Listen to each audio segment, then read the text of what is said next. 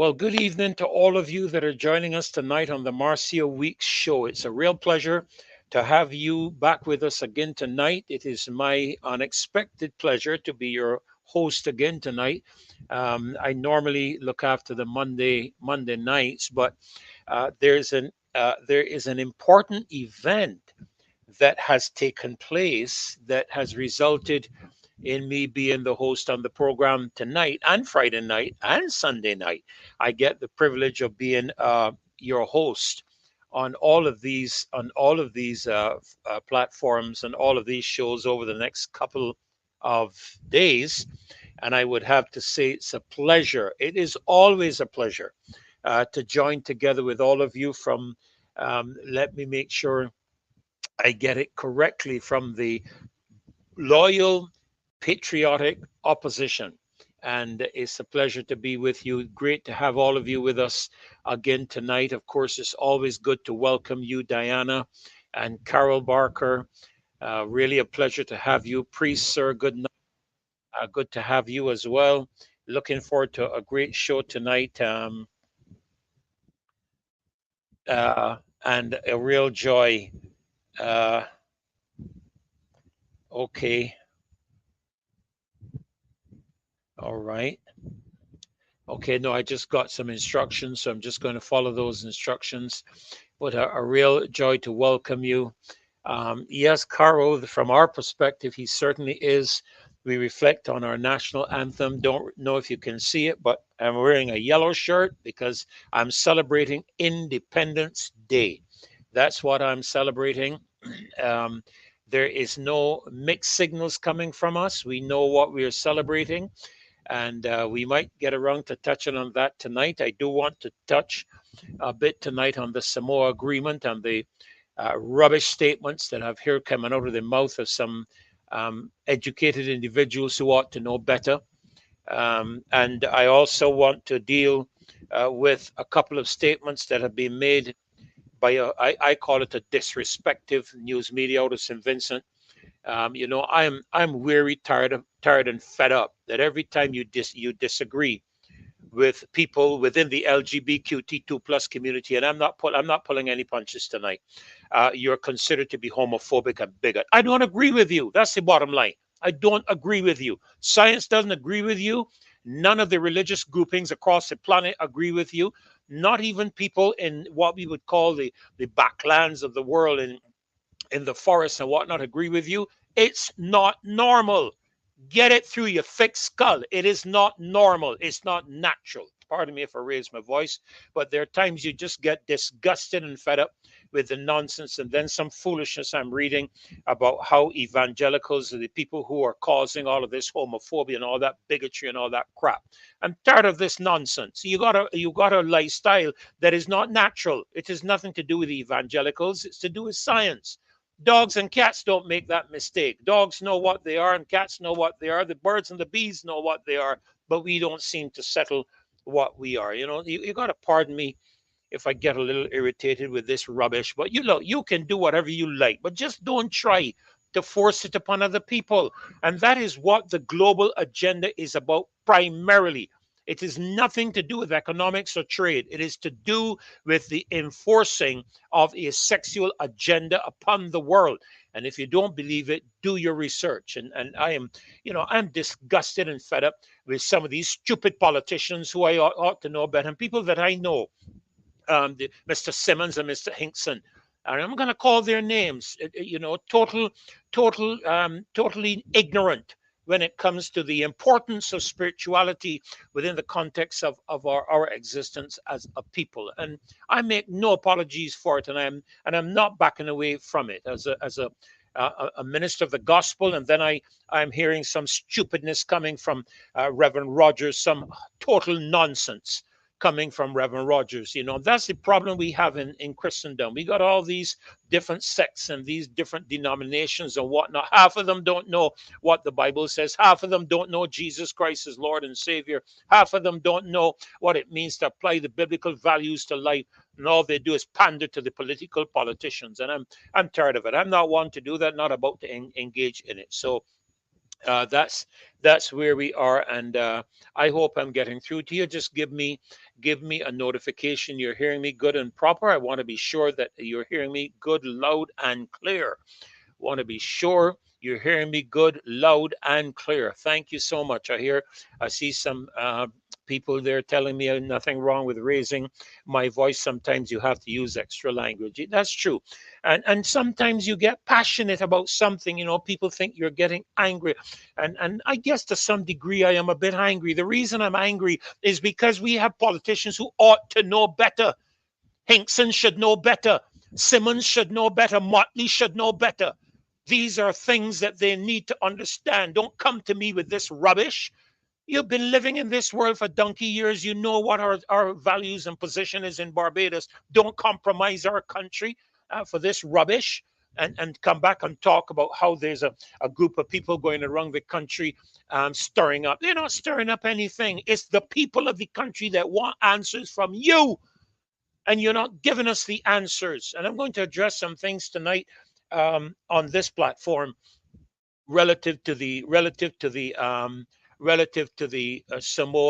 Samoa Agreement. I'm going to address some of these things, and we are going to deal with it, because it is time that people understand, when you don't agree with the LGBTQ2 plus group or agenda, you are not a bigot and you're not homophobic. You are a person who is expressing a disagreement, and you're asking for clarification, and you're asking concerning matters to do with what they expect from us. That is not bigotry or homophobia. I'm tired of this foolishness. Every time you open your mouth and have to say anything about that grouping, you get accused of being bigoted and homophobic. Foolishness. Foolishness. We're not bigoted and we're not homophobic. We're simply not accepting the foolish conversation you want to have with us concerning a violation of nature and science. It's as simple as that. And so I'm not making any more bone. I've tried to be polite. I've tried to be patient. I've tried to be decent, and I'm going to maintain my decency because my mother would expect me to do that. But I'm going to be passionate about it.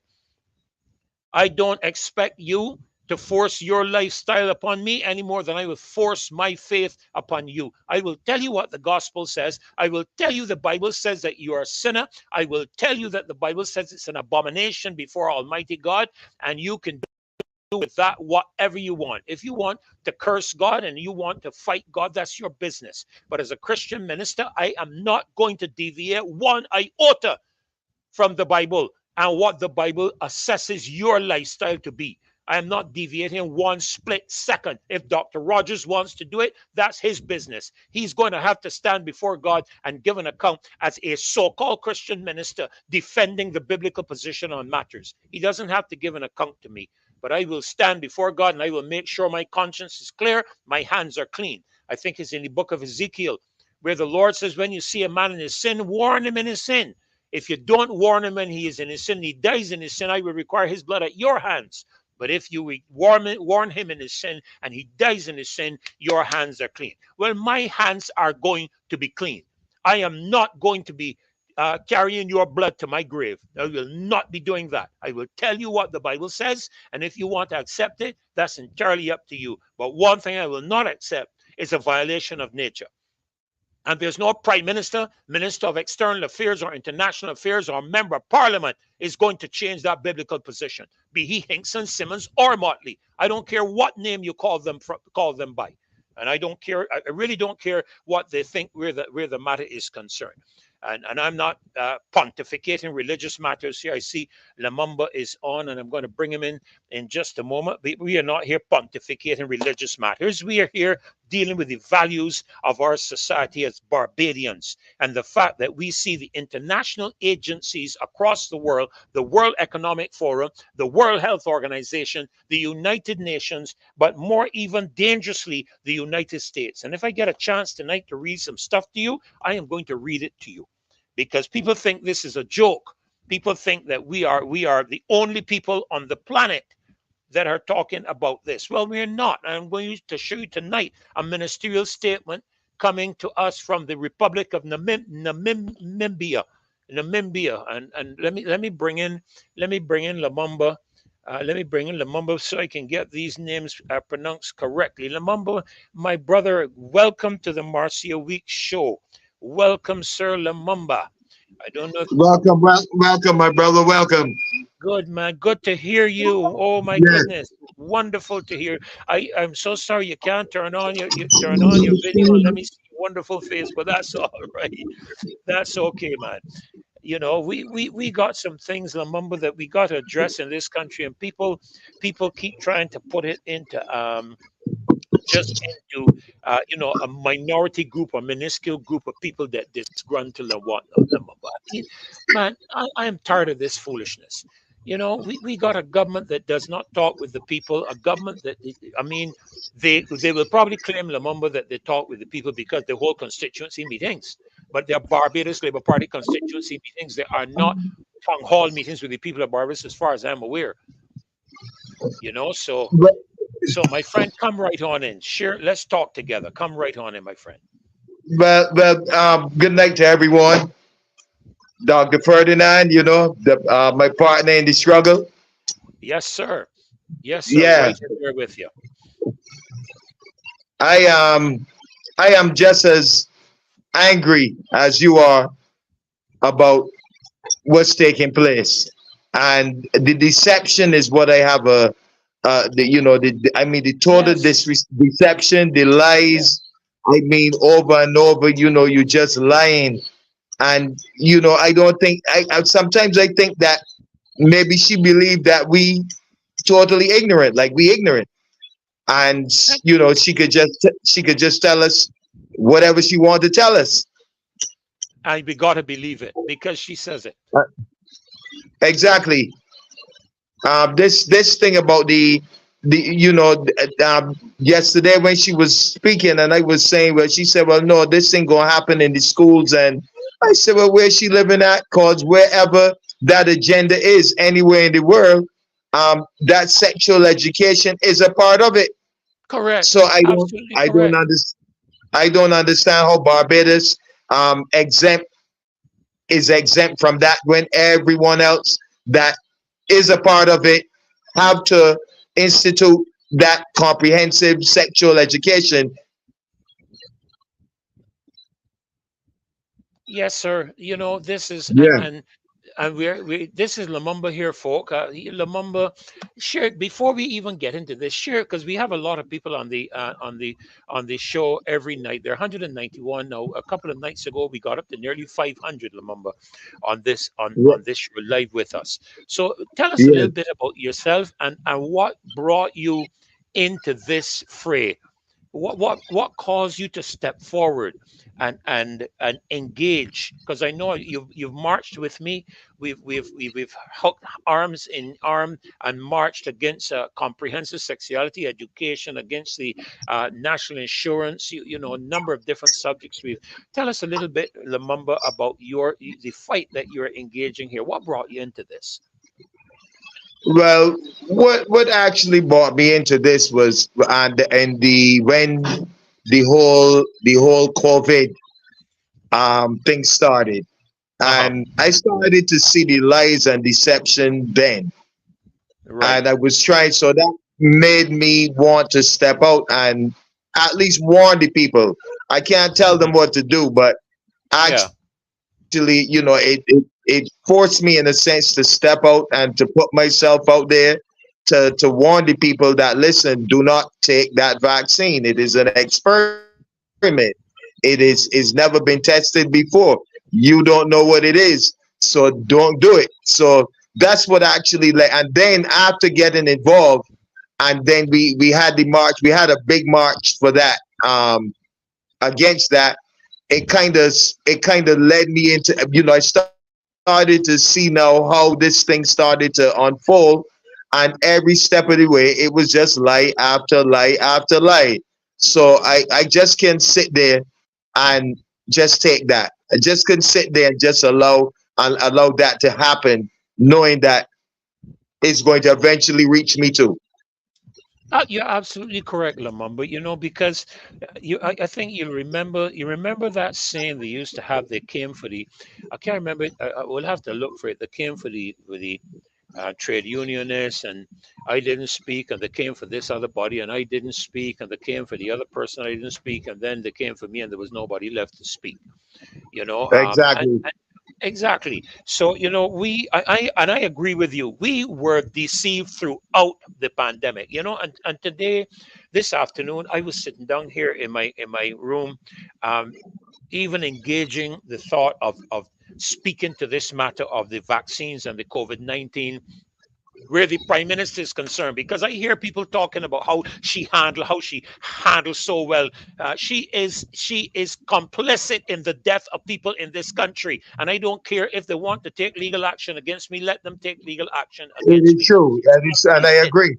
She's complicit because she mandated vaccines at one stage. You couldn't go into places unless you were vaccinated. She set up a environment of the vaccinated against the unvaccinated, and we were putting it out to people back then that the vaccines were not safe. The vaccines would not protect you.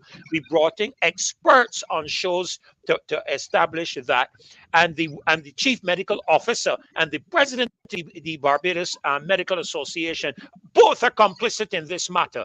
I shared it with them. I shared it with the president. I sent information to her, and she told me a lot of nonsense.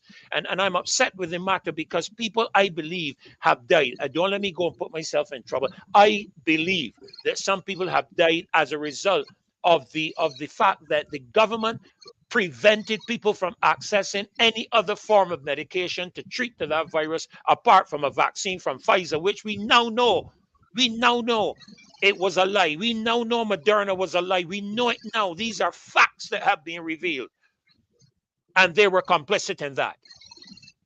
So don't try to tell me no That's foolishness right. about our prime minister helping us to navigate foolishness. You put our lives on the line. You put us in danger. You prevented us from accessing ivermectin and hydroxychloroquine and quin in this country when they knew that we could have used it. Yeah, sorry, Mr. Maximus, but I see people on YouTube mentioning nobody don't take him down. But pardon me, I will take your advice, Mr. Maximus, and talk about the joke. You know, Lamumba, and you come to a point where enough is enough, man. Enough is enough. True. You know what I'm I saying? And agree. as you say, you know, it led us from one thing to the next because all we got, thank you, Mr. Maximus, all we got continuing is a compilation of lie upon lie upon lie upon lie. You know what I'm saying? And Like, I'll tell you, you know, I am fed up of it. Fed up of it. well, I hope that all right thinking Bajans feel the same way you do, and feel the same way that we do, that I do, and join us. I mean, this is, if we do not stand up, the everything is closing down on us so fast. I mean, they trying. Look what happened at NIFCA when Marcia tried to get Exactly. the the group in there. And for her to get up there, and say, well, no, this is not, we are not supporting none of that, when it's already happening. They're already silencing people. They're already telling people, if you don't support the LGBTQ community in some way, you cannot, there's not, you can't even talk. They're trying to silence you. But this is precisely what the intention is. This is precisely what the intention is, Lamamba. It is precisely the intent to shut down and shut up anybody who is in disagreement with you. And you know, I there's a lot that we could talk about. We could talk about the ID cards, we could talk about the national insurance, we could talk about a lot of different things. But Lamamba, I am going to share something because I hear and I'm looking at some statements. I'm looking at some statements. Hinkson defends SAMOA agreement. Let me pull it up. Let me pull it up. You're on two devices. Just want to be sure if I pull the Me? other one up. Yeah, because I see you Yeah. twice. I Or, it's only one of you. or you see me twice. I see Okay, you, let me but it's no let me problem. let me You can let me stay. shut this one off. You can stay. I just want to make sure Okay. it's not somebody else maybe that you invited on that Oh thing. no, I have it on the laptop and the phone. Okay, cool. I got my two phones up too, but I got them on YouTube. But look at this. Look at this article. You and tell me, you can see it clearly. You can Yes, see it. I can see it You can clearly. see it Yeah, good. All right. Let me see yeah. if I can make it a little bigger. Tell me if it comes up. No, I Any can see it. I can see it. Now, here's this. Some religious and political leaders have been accused of trying to create hysteria about Barbados signing on to the Samoa Agreement. Some critics charge that the government is allowing the European Union to force foreign ideologies by imposing comprehensive sexual education and lesbian, gay, bisexual, and transgender legislation. However, Barbados' representation in the Organization of African, Caribbean, and Pacific States and the European Joint Parliament Assembly, Edmund Hinkson, has defended the move, saying it protects all Barbadians from all walks of life. And listen to these statements. Those faith-based organizations that are creating hysteria at every turn in Barbados, are they saying that all our people are not entitled to enjoy the full range of human rights? But check out what I can drop down to another area where he engages something. Um, Let me see if I can find it. Let me see if I can find it, man. Because when I read this thing, I felt like, I really box this guy. I really got to try and hold myself. Listen to this. However, Hinkson questioned why some critics always limited issues to the LGBT community, adding the partnership could be beneficial to healthcare and assisting climate change adaptation efforts. What climate change? What could the involvement of the LGBT community assist in terms of climate change adaptation, except that, Depopulation, depopulation. man, listen, I got annoyed about this. And you know what I did? Yeah, Here's the next thing I can share, because people need to see what's going on, because he is saying that we are creating hysteria. Am I correct? That's what you see there on the report, right? He said we right. create hysteria. All right, let me show you something else. Let me show you something else. I gonna stop that one, and I'm gonna share another one with you. Let me just try and make sure I get the right one up, because people need to see what is being said. Now, people would get the impression that the only people who engage in this thing is some small grouping of people in Barbados who creating hysteria and creating problems.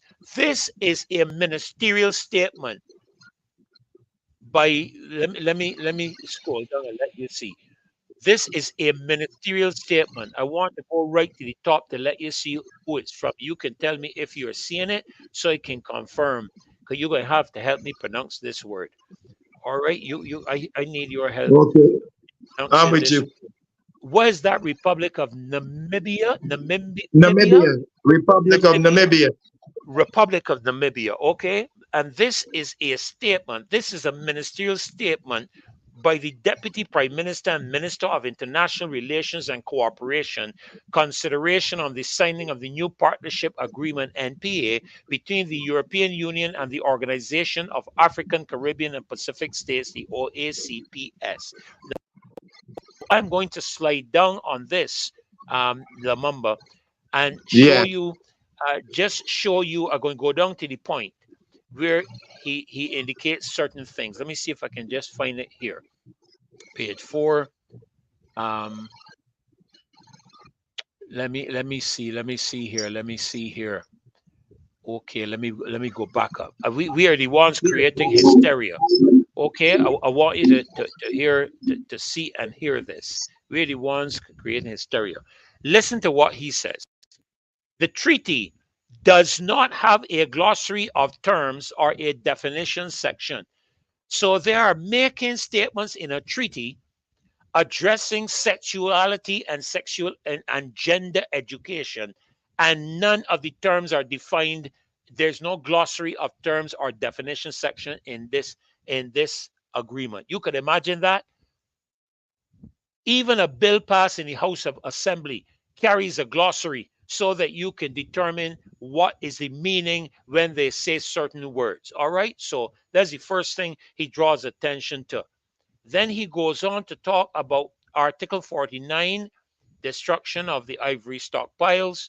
He also goes on to treat the matters to do with the new partnership agreement. Even after negotiations were closed, it is normal practice when concluding international treaties that provisions for declaration should be made in the text so that a state may make a declaration about its understanding of a matter contained in or the interpretation of a particular provision in the treaty. The purpose of the interpretive declarations of this kind would be to clarify the meaning of certain provisions or the entire treaty. The new partnership agreement does not include a provision, clause, article for reservations. Are you seeing that, Lemumba?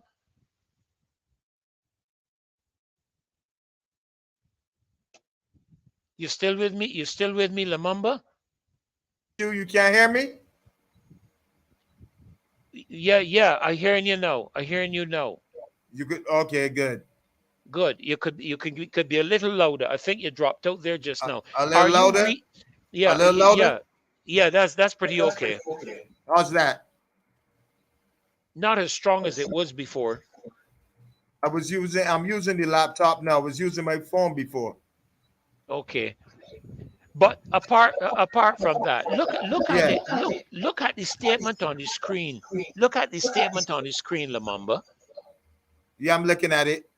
The This the is this is the Deputy Prime Minister of Namibia.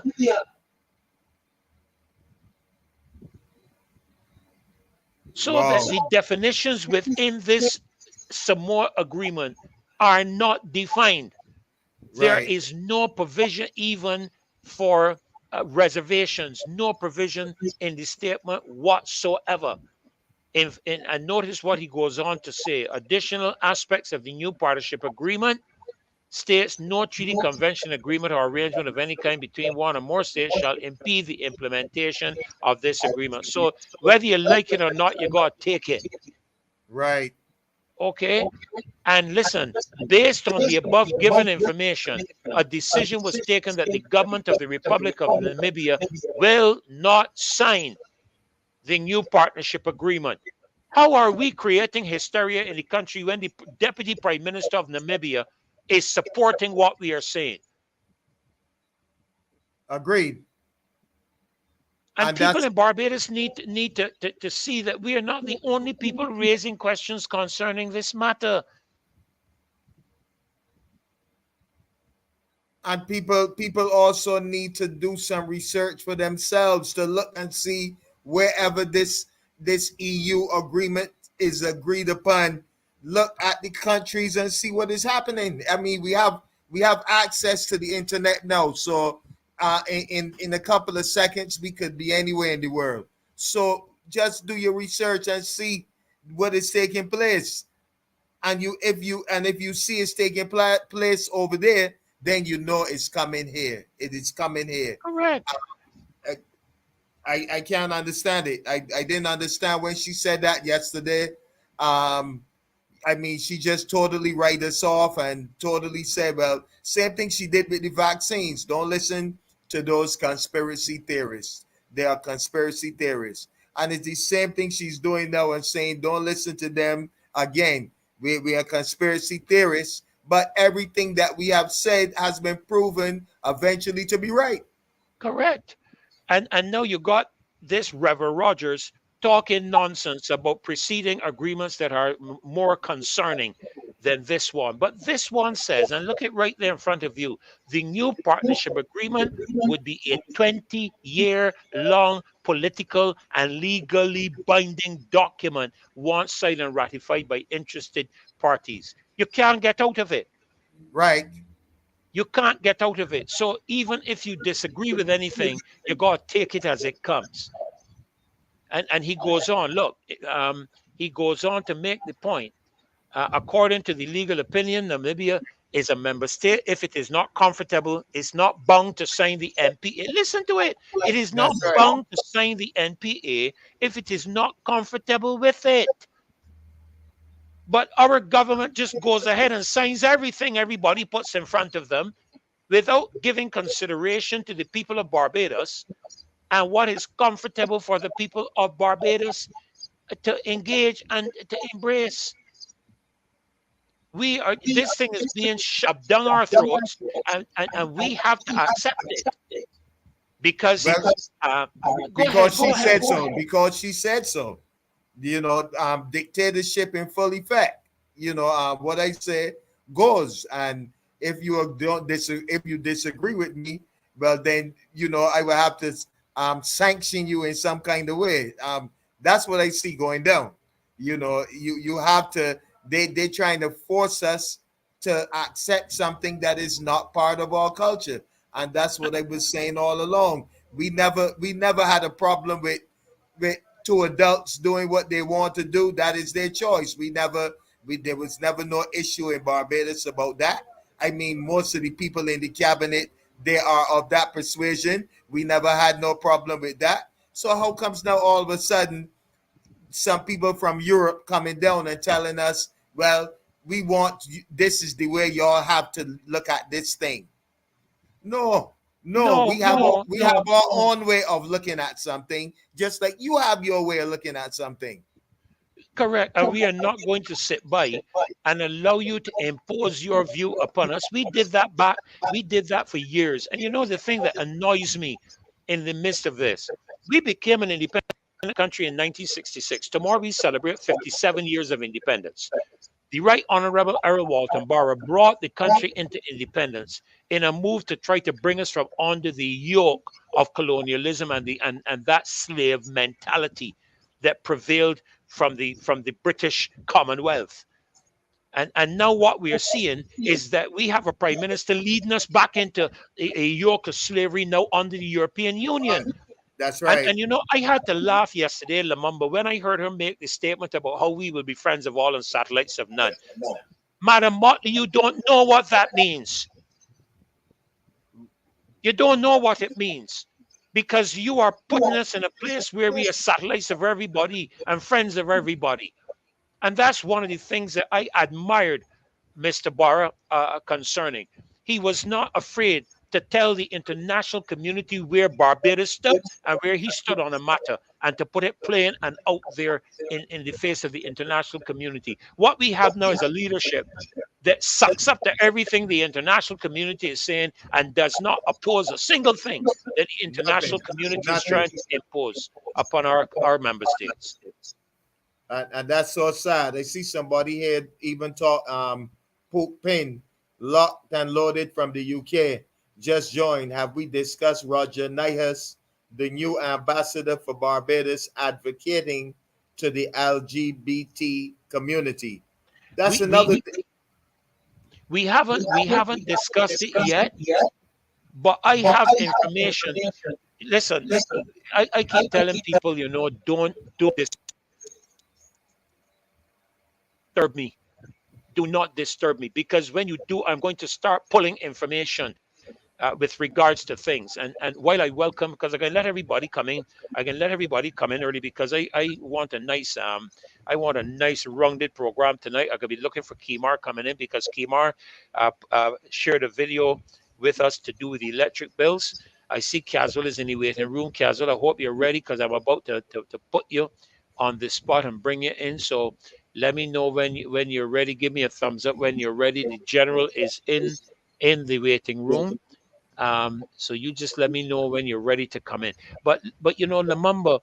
this new ambassador, I have information and I'm going to see if I can pull it up. You give me 1 second, because I like to let people see what I have because sometimes people don't believe you when you say certain things and they think that you are a conspiracist or you're dealing in some some far away something or the other. Let me see if I can find. I hope to God I can find the link. That's the truth. Because I really would like to share it with you all. So let me just see if I can locate it. All right, give me a sec. But let me see if I can get this thing, man. Because people think that when you open your mouth and speak, that you're talking nonsense or something not coming up on my computer at all. Not coming up on my computer. Kazil, I can bring it in. I can bring it in, my brother. Um, adding you to the stage here. I've been fighting to Good, get this thing good. work. You fight. I can hear you. You know, we can hear you. All right. I gotta hear you say something. Yeah. You can hear me. Can you hear me? Can you hear me? Yeah, I'm hearing you now, but I'm not hearing you on my headphones. All right. Well, you're on your computer with the headphones. You plugged into your computer. But I can't get it. I was there fighting for the last half an hour trying to get it to work. Because you may Anyhow, need to identify the spot in the computer where you see speaker and select the headphones so that you can hear through the headphones rather than the speakers of the computer. you see you just said the monkey the handgun. Anyhow, I Oh Lord. can try. Yeah, you keep trying, man. We will not leave you. We will not leave you. We will remain with you. We will remain with Oh, you. Because I want to try and find this. I want to try and find this information that I received, and I don't know where it has gone. I don't know why it has gone anywhere. But I'm going to try and find it because I want to address this matter of this ambassador of the United States coming to Barbados. And the reason I want to address this is because if this gentleman, who is a major promoter of the LGBTQ2 plus agenda in the government of the United States of America, selected by Joe Biden specifically because the entire LGBTQ2 plus agenda is being driven by the United States of America, specifically Joe Biden. He's the one specifically driving it. And I have the information which I shared when we were going through the election, where Mr. Biden made it clear that anybody who wanted to access funding, Hello? anybody who wanted to access funding had to adapt his position in terms of let me see if I can find this thing. I don't know why it's always giving me so much trouble to find things when I need to find them. You know, I don't understand that. So bear with me while I try and locate this.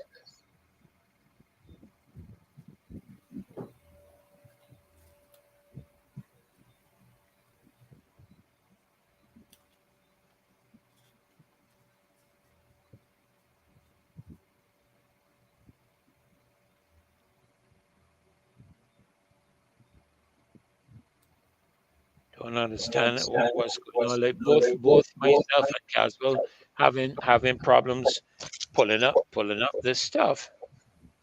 My iPad won't work at all. I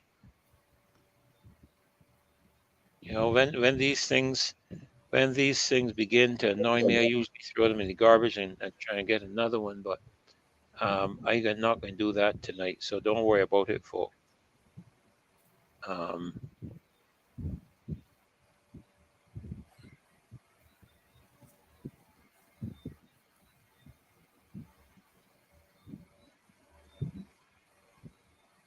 right. Okay. Lamamba, listen to this. You still there with me, Lamamba? I'm here. Could you hear me? Yeah, I can hear you. I can hear you. Listen to this. A UN resolution on election integrity sponsored by the United States was adopted. Why is my thing doing this? Hold on a minute, Lamamba. My my iPad acting up and doing all kinds of strange things. I don't know why it's doing this. So let me turn it off and see if I can pull up my notes on my computer. Um, you know, the devil always busy, huh? The devil always busy. That's what the old folk used to tell us, you know. Yeah. Um, right. Okay, I got it here on my computer. So if I look away from you, don't get upset with me. A UN resolution on election integrity sponsored by the United States was adopted by consensus. meaning without a vote by the UN General Assembly. Several countries were upset because the United States' inclusion of the controversial LGBT terms sexual orientation and gender identity, or SOGI, and women in all their diversity, in addition to SOGI. The latter term is opposed by conservative nations because it is known to be a euphemistic way of referring to women of diverse sexual orientations and gender identities, and to also encompass men who identify as women, that is, transgender women. We aren't aware of any country that screens individuals before they vote to determine their sexual orientation or gender identity. The reason this clause was put into the resolution by the United States was to continue to advance their sexual imperialism agenda and to impose it on non-willing countries in a manipulative way. It was not surprising that no country called for a vote on this US-led resolution, as no country wanted to openly challenge the United States government. You see where it's coming from? Yes, yes, This is yes. where it's coming from. Now, if this gentleman, Mr. Roger Nijhuis, is accepted as the ambassador to Barbados, and he's the #1 promoter in the Biden administration. He's one of the top guys promoting the LGBTQ2 plus agenda. When he arrives in Barbados and the Eastern Caribbean, Kitts, Nevis, Anguilla, and these other countries where they don't have an embassy, he will be responsible. I can see renewal of visas and application for visas being denied, just like how Prayers Academy was disqualified by the National Cultural Foundation. I can see that happening, Lamamba. And maybe it's already happening. Right? I can see that if I was to go to renew, because I'm speaking and you speaking against this lifestyle, and we are not, Right. and listen, we are not calling for any violence against these people. I renounce that. Neither are we calling for their denial of any civil rights in the country. I equally renounce that. I believe every Barbadian citizen, regardless of their gender, should be afforded all of the privileges of a Barbadian citizen. Would you agree with that, Lamunda? I agree. Every single Barbadian, regardless of race, creed, color, sex, should be entitled under the law to whatever the law provides for every citizen. So when you kind of section off and saying making a group of people you section them off from the population and telling the population you have to respect these people's rights, that is a form of imperialism, because we already have a constitution, we already have laws that cover every single person born in Barbados. Correct. And as such, there is no provision.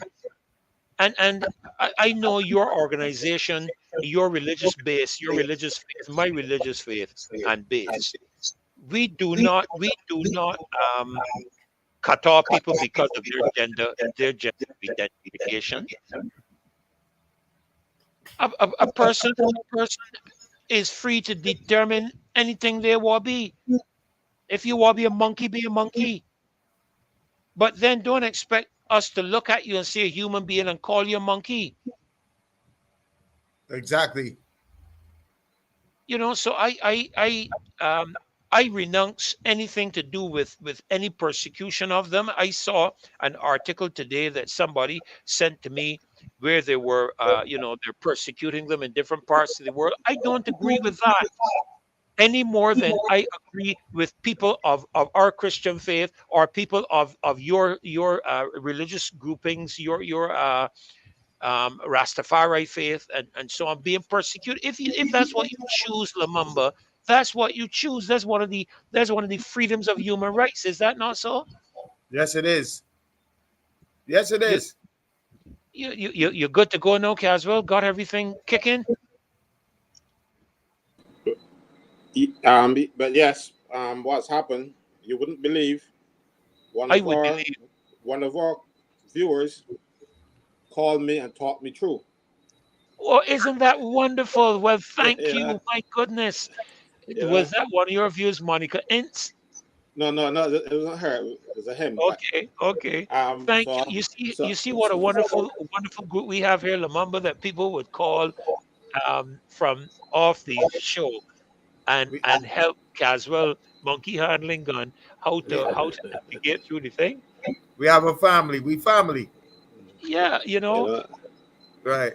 So Caswell, what we're talking about at this point in the program, we're looking at I was just reviewing the statements by Hinkson and by Simmons, and I want to touch on a couple of others too, with regards to what is called hysteria that we are creating. Some people in the country creating hysteria. So I carried Lamumba to a ministerial statement by the Deputy Prime Minister of Namibia, who said that Namibia is not signing the agreement because there are too many ambiguities. There's no glossary. Have you ever seen a bill or anything passed in Parliament or Senate, Caswell, without a glossary of terms? Don't they always tell you at the start what something means in the document and so on? yes, well, every bill, usually at section 2, tells you what words mean. If they're not carrying the dictionary meaning, they tell you what the words mean. But unfortunately for this government, or unfortunately for Barbados,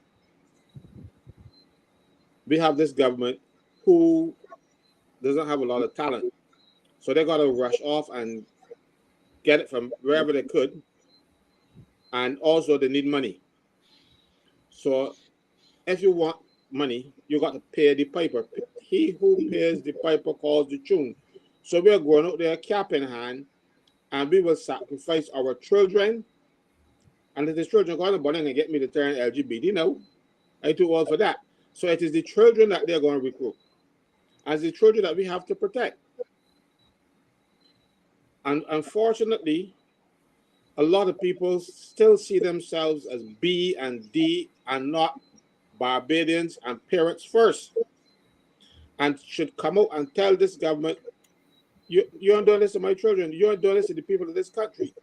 If you wanted to do that, you should have put it in your manifesto. None of these nastiness that they are proceeding with was a manifesto promise. Even the debt write-off, that was a manifesto promise. All the dirty things that they have done have come after the fact. Give you a glossy manifesto with enough promises, and the ones that they're going to hurt you with, nobody told the people to expect them. And that is winning an election by deception. They deceived us to win the election, but they didn't deceive me because I didn't vote for them. I knew what was coming around the bend, and I didn't. I didn't vote for them either. You know, but unfortunately, there's the first election. 2022 was the first election that I did not vote for the Barbados Labour Party in my entire life. And the reason I didn't, Caswell, was because it just around the time, again, a little feedback from your mic, Lamumba, so I just can mute you for a second. Yeah, I think because you might have your speaker open on your computer and not a headset. If you could get a headset, it would take the mic away from the speaker so that it wouldn't be recycling through the system. So how that sounds now. Let me see if I hear myself. Yeah, that sounds a little better. So you stay there with us. Yeah, Caswell, in 2022, we were in the midst of a pandemic.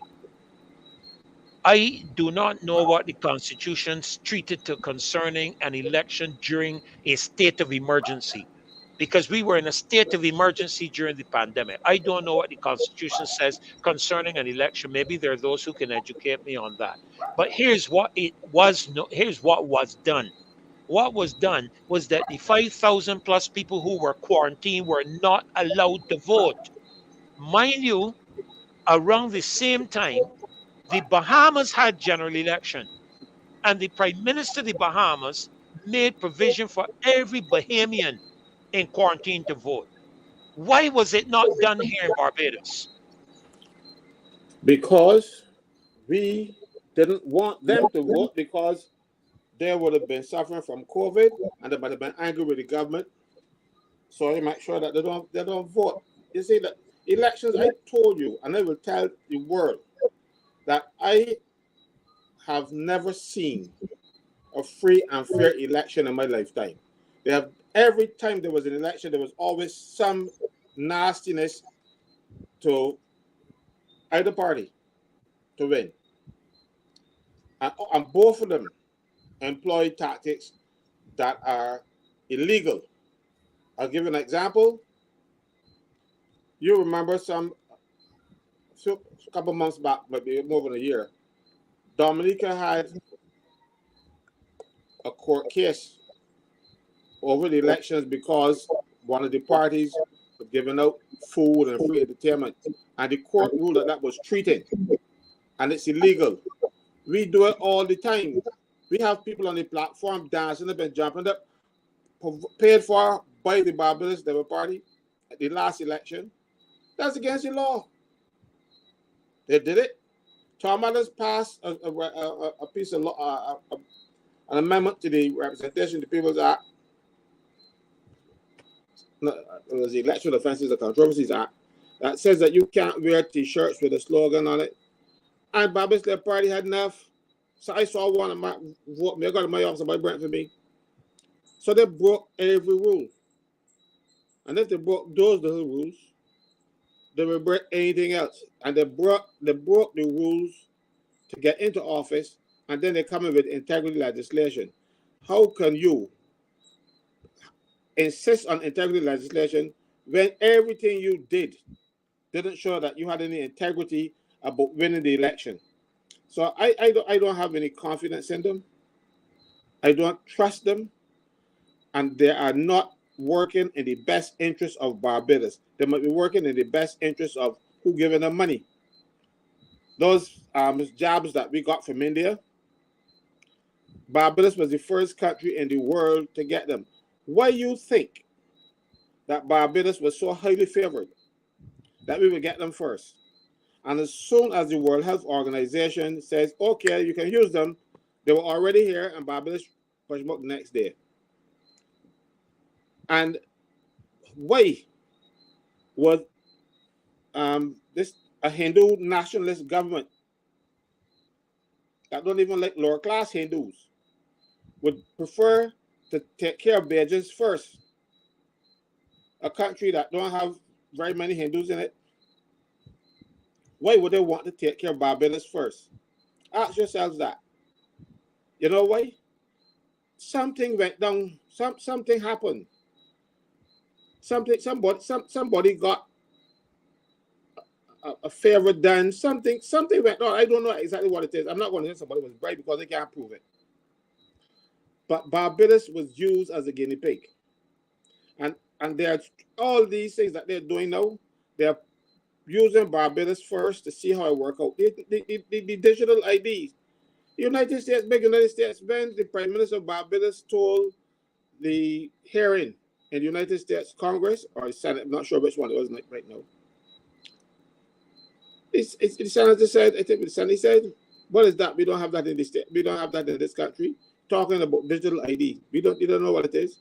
So we are being the guinea pigs so that they can get it done elsewhere, and we will work out the kinks. And once we work out the kinks, Barbados guinea pigs are here. This is not a Barbados initiative. We are rushing out there to do other people's bidding. And of course, we have a government that is predisposed to LGBT plus QR, whatever you call them these days. And don't forget, when the Attorney General, when Mayor Mottley was Attorney General under Owen Arthur, you remember there was some talk about putting condoms in the prison? This isn't something that just Yes, I remember, because I remember that because I went on air one Tuesday morning on a program that I used to host on Gospel. I can't think if it was Gospel 790 or something like that. Anyhow, I went on air and I lambasted that whole perspective. And I remember coming off of air and hearing that my sister was trying to reach me because she wanted to know what I did to offend the Prime Minister, because he tried to find me because I get on radio and chastise his Attorney General. But that is my responsibility. That's my duty. I can't speak for other religious leaders, but it is my duty as a religious leader in the country. It is my responsibility to stand up for what we as Christians believe. And we do not believe in homosexuality.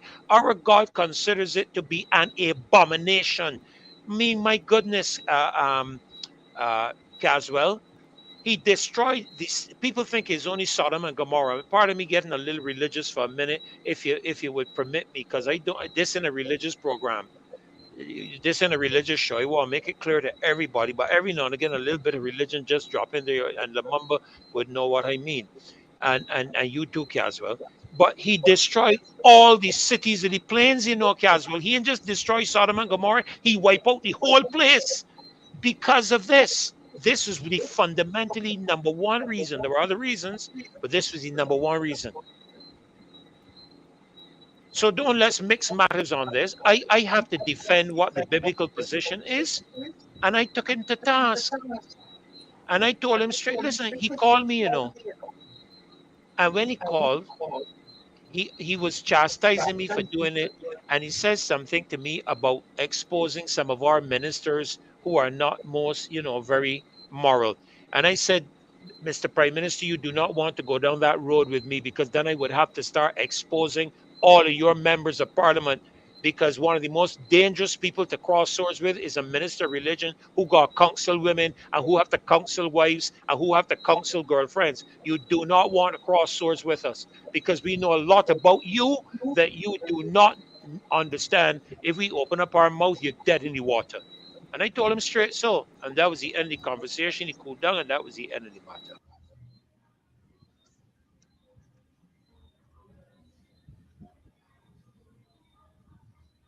I'm not hearing you. I'm not hearing you. I'm hearing you. I'm seeing you speak, but we're not hearing you. You better get that person to call you back and see which button you press. I'm not hearing you. Lamumba, you hearing him? No, I can't hear him either. Man, you sound real loud and good. Whatever you just do keep doing it. You come out there good and strong, boy. Let me tell you. That's good and strong. Yeah. All right. That's good and strong. Let me get him back in here. Yeah, easy. It was a lot of counseling. Let me tell you, a lot of counseling. I also see what you're saying, Ferdinand. That these people, the reason why I believe that this LGBT thing could get through so easy, or seem to be getting through so easy, is because these players been in place for a very long time. I mean, yeah, but this stuff being in position for years, the pandemic right. was the opportunity for I mean, we that's why I said we always knew. Well, I heard stories about ministers and all this. I heard stories about ministers and stuff and it never bothered anybody. People still vote for them. People still put them in office, even though we heard about what their sexual orientation might be. So that never bothered us. So why this is the problem? This is what we're saying. Why you coming to Barbados and trying to force something on us that was never a problem in the first place?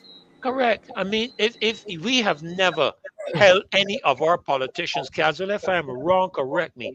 I don't know in Trinidad, Guyana, any country in the Caribbean, that we have held our politicians to the same level of morality that America wants to hold their presidents to.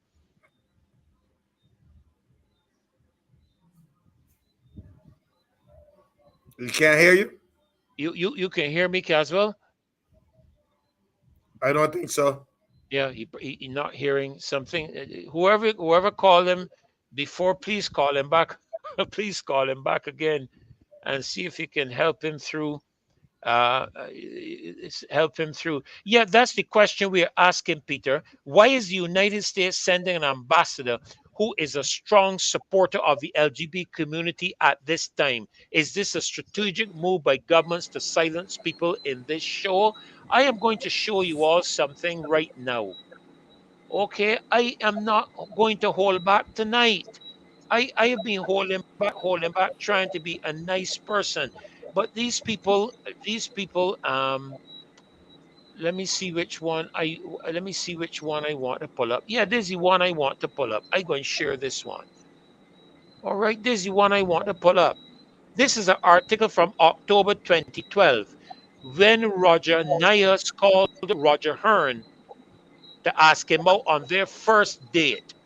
So here we are. The Nyers is president and CEO of the Nyers Communications, a downtown communications and advocacy firm that handles the PR campaign for the marriage equality bill in the fall of 2011.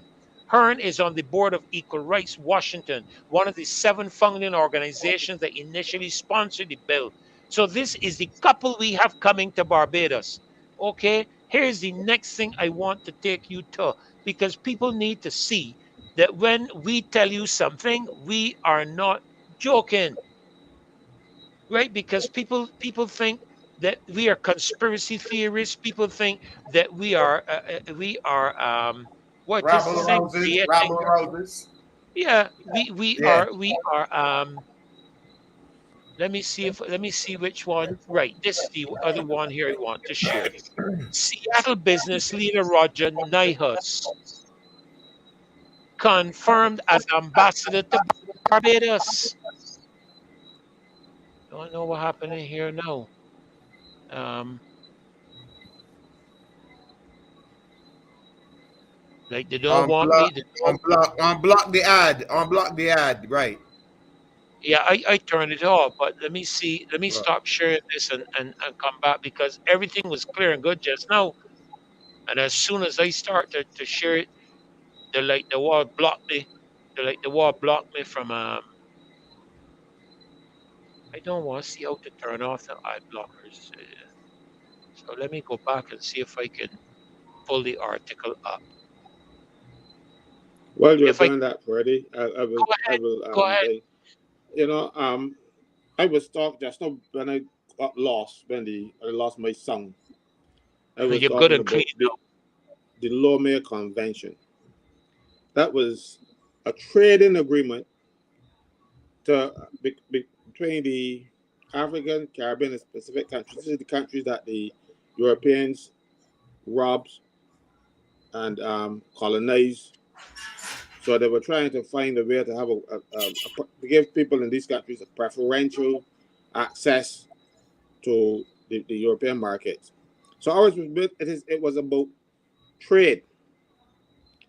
Then the success agreement to that was Cotonou, if they call it, I don't remember the exact pronunciation.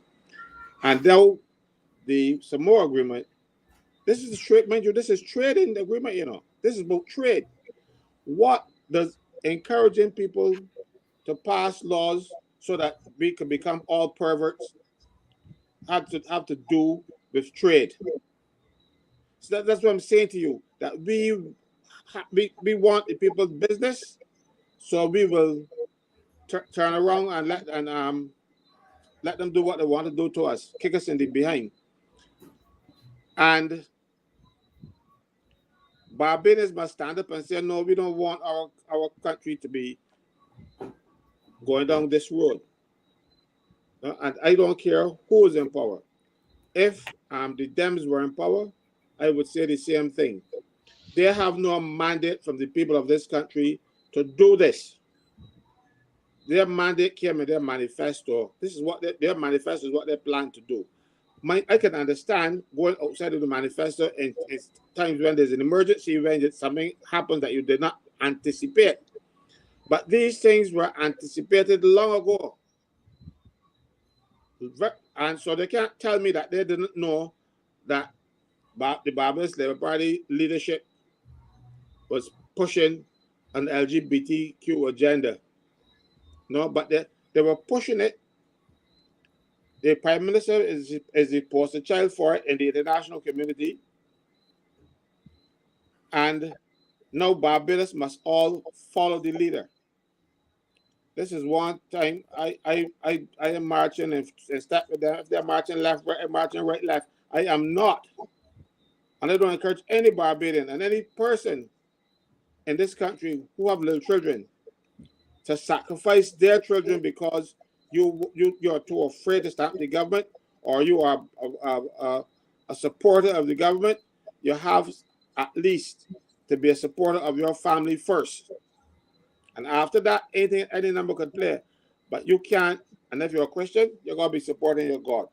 If you're not a Christian, and you got to know that this behavior is abhorrent simply because sex first is to procreate.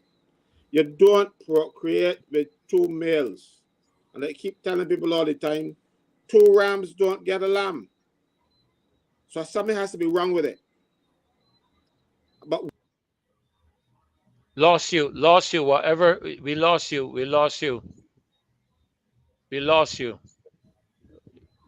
Something dropped out. Remember, just until he comes back in, I'm going to go to this article to do with this gentleman that is supposed to be coming to Barbados as the ambassador. Tell me where you can see it on the screen. I'm bringing you in, Caswell. Bring you in. you hear me? Yeah, good and loud and clear. Oh, good. I don't know what's happening tonight, but I don't know if somebody is sabotaging this thing, but they were going to sabotage. I have a lot more because I can continue to speak out. I will not sit idly by and allow any group of perverted politicians internationally, locally, or regionally to destroy this country. And I will join you. I am not going to sit by either as a husband, a father, a grandfather, a citizen, and a Christian minister. And I know Lamamba ain't going to sit by either. That's right. And I know the entire Rastafari group ain't going to sit by either. And I can tell you the entire Pentecostal, Wesleyan, Nazarene. Let me tell you, we are a massive voting bloc. And I'm warning the government right now, change course or we will vote you out of office. One of the largest voting blocs in this country is the religious voting bloc. And the evangelicals and the Rastafari and the Muslims, they are a large voting bloc. And I can tell you, no true Muslim is going to support this. Because in some of those Muslim countries, you know, Lamamba, that they don't put a sanction on a single Muslim country that is against these laws. If you notice, all these countries they're pushing this on is people of color. You're not seeing them going. You're not seeing them going to those Arab states. No, and pushing that. They're not going to do it. They don't go to Iran. They don't go to Iraq. They don't go to Saudi Arabia. They don't go to Abu Dhabi. They don't sanction none of them countries. And not only that, they have laws on their books that says that if you get caught in a homosexual act, you will be murdered. Yeah, you're dead. You're dead. It ain't no going to prison. It ain't no going to prison. No. You're dead. And America don't tell them that's y'all got to change those laws if y'all want to trade with us, or they don't say anything. No. America is bullying people. You remember they tried sending a gay ambassador. I wanted to call it the Bajan B word, but I can't do that on this program. A gay ambassador. We can keep decent. Yes. Okay. I promise. A gay ambassador to Jamaica, and there was a hue and cry.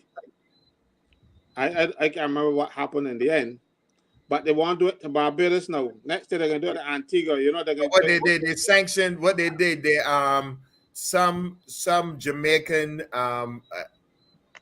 some in America they sent them back to Jamaica. Yeah, but here's the thing. Here's the thing, Caswell and Lamamba. The reason you'll notice the first thing the Barbados government did was to take buggery off the law books. Right. Buggery is off the law books. It is not off the law books in Jamaica. So what Jamaica is telling you, the United States, is that they cannot have somebody sent into the country that defies the legislative position and constitutional position of Jamaica, because buggery is still on the law books in Jamaica. So they can't have a same-sex relationship couple coming in to represent the United States ambassadorial until that is removed. That's what Jamaica is telling the Americans. But our government Right. didn't actually remove it. What they did, they changed the Constitution, and then the interpretation of Section 26 of the Constitution, so that the courts now will be the people doing it, because under the Constitution, those Section 26, that Section 26 is what they call the Savings Laws Clause. Those laws that will be considered to be unconstitutional now, if we pass them now, remain constitutional because they were in existence prior to independence. So one of those laws was the buggery laws. The government of Barbados went to Parliament and put a different interpretation of Section 26 and says Section 26 is to be interpreted to bring in conformity with, I'm trying to get the exact word in here, but I have it here. So now the courts don't really have a choice. But I would have filed a trial for the judge. I would tell us, very sorry, but I am not ruling that way. Let Parliament come and do it. But the judge went ahead and allowed the government to tie their hands. And I want to talk a little bit about government and thing later on, the courts and what's happening in the courts. Yeah, we want to address that tonight, because there is a court matter. You mean the one where the judges recusing themselves? Yeah, I don't think she recused herself, because what she said, it doesn't sound so. Okay, well, you hold. Don't go there yet. Don't go there yet. I want to draw people's attention while you're talking about that to the screen, where they can see for themselves. This gentleman has been confirmed. He's the ambassador to Barbados, the Federation of St. Kitts, Nevis, St. Lucia, Antigua, Barbuda, the Commonwealth of Dominica, Grenada, St. Vincent. Now look at the rest of the information. He received this position because he was a major funder for the Joe Biden presidential campaign. Okay, he was a major funder. Look a little further now. Look, he is an enrolled member of the Chinook Indian Nation and has been a leader in LGBTQ plus right causes. He's incredibly honored to come to serve in the Caribbean as this guy who promotes this stuff. He founded the look at it, the NIAS Communications, a prominent Seattle public relations and advocacy firm, right? And is a senior, look at it, is a senior advocacy officer for the Bill and Melinda Gates Foundation. Do you all understand what is going on here? Do the people of this country understand what is going on? The liars that we have running this country, trying to give people the impression that we are creating an issue, when the issue is what they have created by following the particular processes that they are following. They're the ones creating the issue, not anybody in this program or in this country. I have just shown you all for the facts. And that is what we have to engage. Agreed. I tell you something, I didn't come on this program tonight to make the fun, because yesterday, remember, what we had yesterday? Was that an Independence Day celebration or Republic Day? Because Caswell got a communique from the government headed, and I wish I could pull up the video. I don't know if I can pull it up as a video, but it is headed Independence Day / Republic Day. Am I not correct, Caswell? Isn't that what you received? You're absolutely correct. So the government themselves didn't know what we're celebrating tomorrow, even though we were told when the first sought to bring it in. we were told, let me see if I can open it up. I uploading it so people can see. I ain't joking about this thing. Because there are people calling us, telling the prime minister is saying how some of our actions are treasonous. I am taking serious disgust to those statements because we oppose you and because we disagree with you. So when the official opposition is in existence, you're going to say that their disagreement is treasonous too? Those are the words of a dictator. When you start using that language, you're using the language of a dictator who is threatening you and saying to you that you In cannot August of 2021, oppose the her Prime Minister of Barbados because emphatically and of your. categorically stated there will be no change to the name of Independence Day in Barbados. There is no change to the flag. There is no change to the name of Independence Day. There is no change to the name of Barbados. In 2021, Barbadians genuinely believed the Prime Minister, as they did when she told them, "Gimme to vote and watch ma." They believed her and gave her all 30 seats in Parliament. They never expected that within a few months these big promises would change and a new tune would be sung.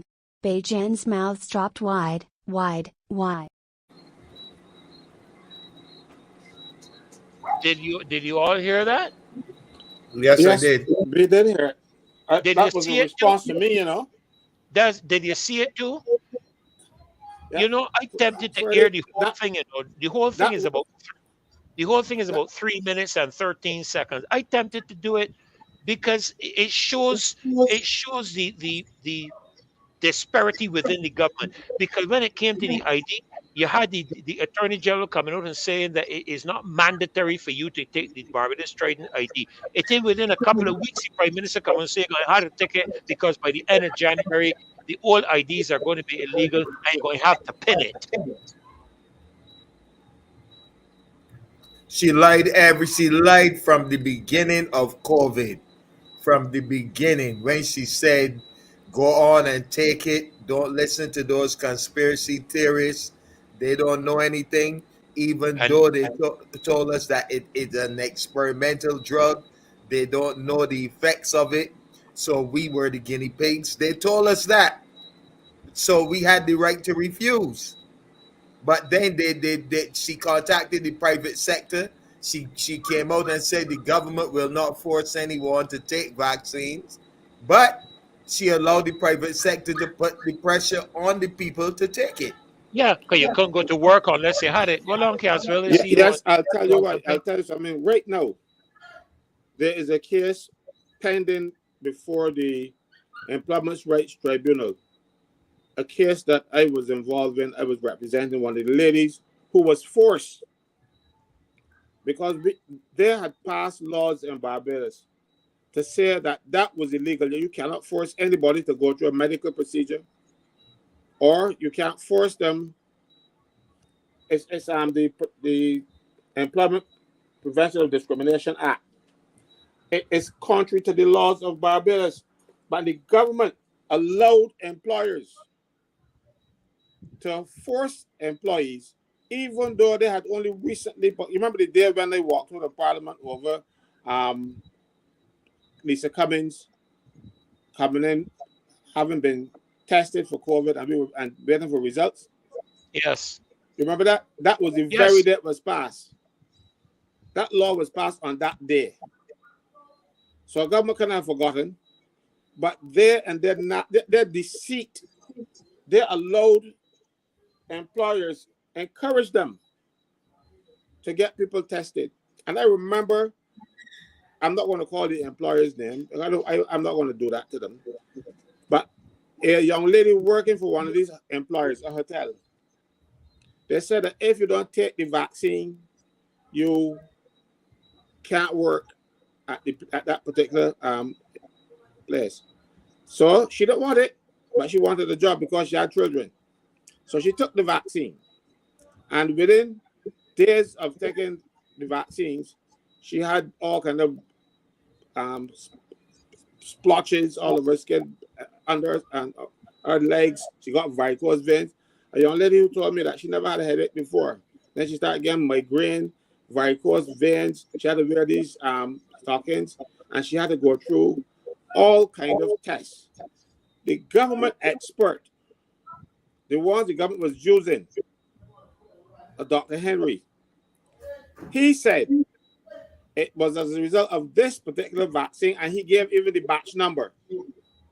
He was the same person who gave evidence in the case that he said that Mottley could have died from the vaccine, words to that effect, and the coroner refused to take his evidence. Mind you, the government was using it all along when he was saying, well, yes, this person is sick because of the vaccine, and because he was the expert, they accepted him.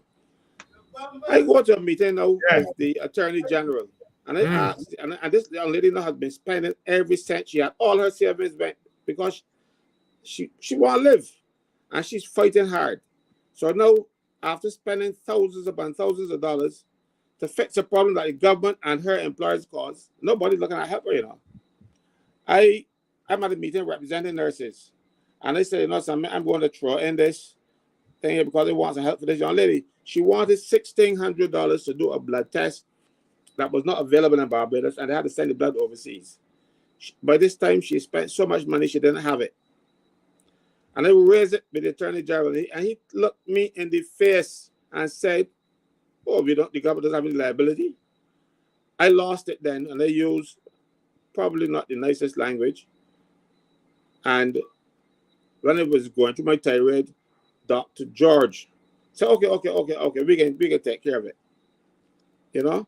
He's another one. He said the government has no liability. Mind you, none of them had the intestinal fortitude to stand up and protect the people of this country. They don't care. He said that in front of several witnesses. And I lost, you know, this is a guy I went to school with. And that was the point in time when I lost all respect for him. I was losing it gradually because he was doing a lot of crap. But whatever residual respect I had for him all went that there. This is a lady now who was fighting for her life, and he said, oh, the government doesn't have any liability. I said, I'm not talking about liability, I'm talking about humanity. You know, stop being human now. Man, I cannot believe my ears. But that is what they do. Because they want to follow an agenda from outside. They want to use Barbadians as guinea pigs. The same Jobby Water, that is another experiment that they want to use. That's why because the Netherlands want to do it, you know. And you see who went to the Netherlands and come back now all of a sudden they want me to drink Jobby Water. Because they want to try it in Barbados. Next thing they know, they will give us the plant, and Barbados does not have the facilities or the capacity. We can't get things right down here. And you're going to tell me that you're going to ask people, and then because you remember at that same press conference, she started talking about the Jobby Water too, because it's bothering her. Everything that we say on this program seems to be a bother to her. If she wants to come on the program, come on the program. Afraid you will stop her? No, as a matter of fact, the last time I was on the program, I issued a challenge to her to come on the program. I issued a challenge to any of the cabinet, any of the ministers, come on the program and explain to the people of Barbados and show to them that what we are saying is incorrect. Because I'm going to tell you, we are backing up what we are saying with the facts. Because when I hear stupidness by Hinkson, talking foolishness about how we are going around the country, some small group of people going around the country trying to stir up trouble. When we got the Deputy Prime Minister of Namibia, and you have several other countries raising concerns exactly in the same place that we're raising concerns. And then you got this foolish news media down in St. Vincent, some stupid news media down in St. Vincent, want to suggest that because we are raising concerns about this thing, something called searchlight foolishness, some stupid media down there want to suggest that our concerns and our fears are baseless. And mind you, the document is clear. The Prime Minister of Namibia made the point. There's no glossary, there's no explanation. Once you sign on, you're bound to it. And why would you include anything to do with sexuality, health, or anything of that nature in a trade agreement? Why would you include it? What is the purpose of putting it into a trade agreement unless it carries with it some additional connotation? And I make no apologies for it. Tell Hinkson come here and debate it with us. Tell Simmons come here and debate it with us, and we'll show you where our concerns are. We're not joking about this. We're tired of this country being sold out to the international and global agencies. The World Health Organization now want governments around the world to sign on to an agreement by next year, which will give the World Health Organization sovereign control of every country in the next pandemic, not in Barbados. But you'll be surprised. Our government will be saying, "Where's the pen?" Because they want money. And let me tell you something. You see that those grandchildren that you're talking about all the time, that you're so proud of, when the Prime Minister finish borrowing all this money, their children will be paying back Are those going loans. to exactly. That is why we listen. Kimar is here. I can bring Kimar in. Kimar, welcome. We're bringing you in, young man. Welcome, sir, to this session tonight. It's a fairly warm session. So welcome, Kimar, to the Marcia Wheat Show tonight. It's a pleasure to have you join us. We are admirably, is that the word, Caswell? I'm trying to find a big word. We are deeply appreciative and admire your knowledge, sir, and all that you share with us on this program. Welcome to the program tonight. Right. Good night, everybody. Good night, Good night, Father good night, Ferdinand, good night, Kimar. How you Caswell, doing? Lumumba. Yeah, Good night to the good viewers. to have you on. Good to have you on. Right. I was just about to address some foolish statement from some Trinidadian, some not Trinidadian, some Vincentian um, uh, news media that talking nonsense about, even had the disrespect of the Catholic Archbishop's assertion that the European Union is imposing an ideology that's not ours, talking about how it's baseless, and that we are people moving toward demagoguery and I just trying to use some of the stupid, ignorant language that these people use, talking about how um, we are exploiting people's anxieties and fears. Mind you, they're the people who are raising these matters. We are not. We are confronting them on what they are getting us as countries involved in, and that's the problem they have. Look, They don't want to be confronted. they're doing it by stealth. If the government had nothing to hide, they would have come out in the Come open out and and let do us it. know what they were doing. All of these things have been happening behind the backs of the people who elected them. Their supporters and the people who they're deceiving them too. They're only deceiving the people that vote for them. They're even deceiving the people that voted for them. If you had a problem, or you want something to fix, or you want to come into an agreement that you know would be controversial, you don't go and do it on the sly. You that's like going through somebody's window like a thief in But the you night. know, but you know, but you know what the Lord said about people who don't come in through the door, that go in through the window and go in other means. He called them a thief and a robber. That's what he called them. He said, if you try to get in any other way, you are a thief and a robber. You gotta come in through the door. No, but they want people to come to the back door. That's the You mean problem. the bringing people in through the back door, and then when we see them coming through the back door, we challenge them as to what right they have to be in the house. Then they're going to inquire with us and talk a lot of foolishness about how we are acting in a treasonous manner, and we are creating, we are bigots and homophobic and all that rubbish. I'm Treason, tired of that, man. treason Done. is a very serious offense. It carries the death penalty. Now, if anybody on this show were treasonous, then it's incumbent upon the Prime Minister, if she thought so, to refer to the Commissioner of Police and the Director of Public Prosecutions. Absolutely, and investigate it. Instead of talking rubbish for yard fouls to jump on. If something we said was treasonous, she has a duty.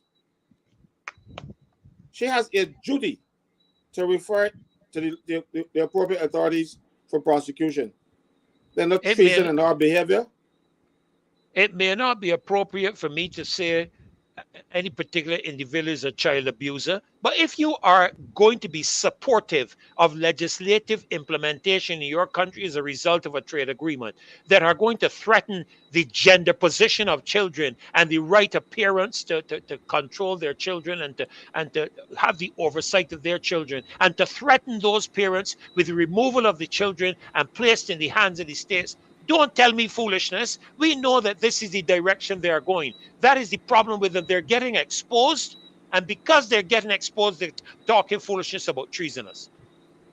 But it is child abuse when you introduce the type of legislation we see in California and we are seeing in Canada, where a child who don't even know how to add, subtract, multiply, and divide, who can hardly call their name, who can hardly read, that wants to transition, that if the parent says no, that can't happen in here, that the government can take that child away. We will not permit that in this country over my dead body. Will not happen here. You see, when you transition a child or anybody, that body could very well be dead. It is serving no useful purpose. You want the first and the primary functions of human beings are to procreate.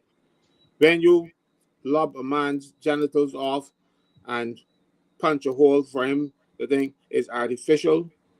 He can't. And I don't care how hard he try, he will not produce a baby. I don't care what they say. He will. He is still a man who has lost his manhood. He never become a woman. And I don't understand why a government of people who went past primary school could go and sit down at international fora and agree to this kind of nonsense unless the people doing it are sick. Mind you, and what we hear yesterday is that nobody in control in Barbados. That is a joke. That is a joke. We know different. Kimar knows different. Look, nobody controlling Barbados. Just today, I don't know if it actually happened because I was in meetings today and I didn't hear the word or any kind of stuff. But today, the government went back to the Senate to pass a bill for the second time, contrary to the rules of the Senate. The national insurance bill, because the IMF determined that that national insurance must be a commercial state enterprise where they can carry people's money. And government, even though, and when we picked it up on this show, remember, it was this show that called them out. Then the chairman of the national insurance came and said it was a mistake. Well, they went back to Parliament with the same bill again. But let's talk about that one item. And in a case like that, the rules of the Senate, I think it is, oh Lord, Rule 58. I think it's Rule 58. And look, standing orders of the Senate. And I can tell you now, I could be wrong, but I can look. Rule 58. While you looking, let me bring in Kimar and Kimar, just jump on in. Lamumba, just jump on in. We having a round table tonight. But Kimar, yeah. I want to before we get off the show, I want to play that video that you sent to do with the electric bill and ask you again to explain it to the Barbadian public with regards to how the electric bill is structured. All right, so we will come to that, but I don't know if there's anything you just want to jump in. Just before you go back to it, Caswell, don't know if there's anything you want to jump in and say, Kimar, on the areas that we're touching on right now. Because we touch on a number, we touch on the ambassador, we touch on the SAMOA Agreement, we touch on the matter to do the LGBTQ2 agenda and a number of other areas. So I don't know if there's anything you just want to jump in very quickly before Caswell takes us to that clause. And add anything with pertaining to any of these areas. Yeah. Well, I heard you speaking about St. Vincent and the St. Vincent media promoting, promoting the foolishness. But don't be shocked by that because the Prime Minister of St. Vincent was side by side with me and Mottley on this one, right? So don't be surprised by that they're using whatever resources they have to bolster up their opinions to gain support for the agreement, right? So look back at the media, look back at the post, and you will see him and her. It was him and her in the situation with Guyana again, and it is him and her in a lot of situations in CARICOM, right? So I am not surprised by that. The notion now about Barbados not being controlled by somebody else, that's just folly. I actually heard the Prime Minister of Barbados say that we can agree to things, but she now has to go back to the IMF to ask them for a relaxation of the BERT IMF targets to ensure that she could do what they want to do without it running into a problem with the program. Right? So every leader of the country has to go and beg the IMF for leniency. Isn't that control? Isn't that Sounds so to control? me. Sound very much so to me. Right? She said it. It was right out of her mouth. Colin Jordan said it. Leslie Hine said it. That in negotiations with the IMF was not allowing them to do specific things. Right? Moody's said in a statement that as long as Barbados enter into another IMF program, we will not be downgraded. The Prime Minister came out and almost denied. She denied that, and if you have the evidence, pension reform would have been included in the second IMF program. She denied it. And then she had to come back and say that Barbados will be entering into another IMF program, which she signed on December 7th last year. And included in it was the pension reform. And what they also didn't tell us is that they actually paying two IMF agreements at the same time. One, extended fund facility, and the Resilient Sustainability Trust that we spoke about on the show already. So that is three IMF programs that we've signed in the space of 5-6 years. Right? So if we are under that type of control from them, but we could see it. We don't have to believe her.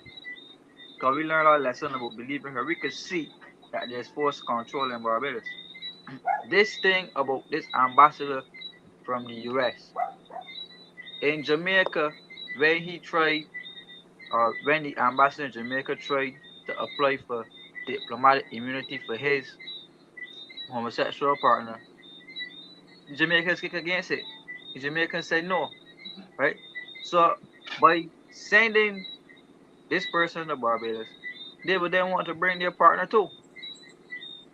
But as Caswell said on the show before, in the Remote Employment Act, they changed the legislation to say instead of man and woman or husband and wife, domestic partnership and domestic partners, which means that they have already been accommodating for these type of moves. Correct. Absolutely. Absolutely. That was So even before we don't listen to her. We the learn. court changed the law. Go ahead. No, that's not. I was just saying that was even before the court struck down buggery. So the government didn't care what the law said. They were proceeding to do whatever they want to do because they know they had all 30 seats and they could do what they like. Barbadians, when they gave the government 30 seats, shot themselves in the foot, or worse, they shoot off the manhood. But so, Freddie, let me read it, because Go ahead. Go ahead. what the IMF instructed them to do. So they had to get back to Parliament today. They went back last week in this House and passed back a new bill. And the day before the 57th celebration of independence, you going to put people into Parliament to do this? All right, but they want to do it. It has to come into force by IMF edict by the 1st of December. So it had to come today. And this is what the standing orders of the House provide. The standing orders of the Senate. The standard orders of the Senate, Standard Order 58, it says bills containing substantially the same provisions. That's the heading. Once the second reading of any bill has been agreed to or negative, no question shall be proposed during the same session for the second reading of any other bill containing substantially the same provisions, meaning that they will have to prorogue Parliament in order to do this, because this is in the same session. As a matter of fact, it happened in August this year. I know this is September, October, November, 3 months, same session, and they do it again. I wasn't there. I don't know what happened, but I suspect they will abuse the rules of the Senate and say we can suspend the standing order. So they follow no rules. If something gets in the way, they just shift the rule. I wasn't there. I don't know what happened. I suspect that this is what they would have done in order to do this. There's a reason for that. It's abuse. It's abuse of power, and they don't care. They have masters that they have to take directions from. So the IMF said you have to get it done by the 1st of December. You got to get done by the 1st of December. But let me tell you something. What they have done is to put people in the public service. They're going to pit them against national insurance, because national insurance was a public service department. They've been doing nothing spectacular. They're doing clerical work like everybody else, and they're receiving clerical pay. Now they give the clerks $300 more at national insurance, but the other people up the line getting $15,000 and $16,000 when the month come. The police, teachers, customs officers, nurses, and want to know how come we can't get more money. One guy that I know, he's a friend of mine. He has submitted his papers for retirement at national insurance, and the staff collected money to have a little get together for him. But when these people change over the salaries to the new things that they come in mind, the father said, "No, boy, I retired no more." He called back for them papers. $2,000 more. So they are looking to put public officers against one another, because let me tell you something, that people are not going to be happy, especially people. You have teachers in the public service, nurses, as I said before, and I will say again, they are the lowest paid officers that require a 4-year degree in the public in Barbados, the lowest paid. And you can find that type of money because national insurance does not make money. If you were saying, well, we are paying them for the money that national insurance make, so be it. National insurance does not make money. National insurance collects money. If somebody give you some money and say, Freddie, carry this money for Caswell and give you $1,000, you're another $1,000 richer. You're just a messenger, bringing it in, and that's what national insurance actually doing. They're the agent. They're collecting the money and put it down in trust for you. It is not you and me and whoever else pays national insurance. They don't make money, but so because the IMF see a lot of money going in there, they won't get their hands on it. And of course, you know the government won't get their hands on it because they can't help themselves. So they know, but as I said, I did not hear any debate today because I was not available. I was representing an officer before one of the panels in the public service disciplinary matter. So I was not able to hear anything in the Senate today, but I saw the order paper. So it's supposed to be coming. It's supposed to be today. And it had to be today because the government, the IMF has instructed that it must be passed and must be enforced. So what they're going to do today is to keep the president on standby. And as soon as it passes, they're going to get the president and the Senate to sign it, rush off the government house, and get the president to sign, and then publish it online and say it is published in the official gazette. And then it becomes the laws of Barbados so they can abuse the people of this country. And unfortunately, the Senate except one or two instances where people might stand up, is just a rubber stamp. That's all it is designed to do. They cannot not pass this in the Senate because the government has 12 senators out of 21. 12 going to beat the rest of them every time. We have a government of bullies that don't care. The government blame the independent senators for the failure of the integrity legislation.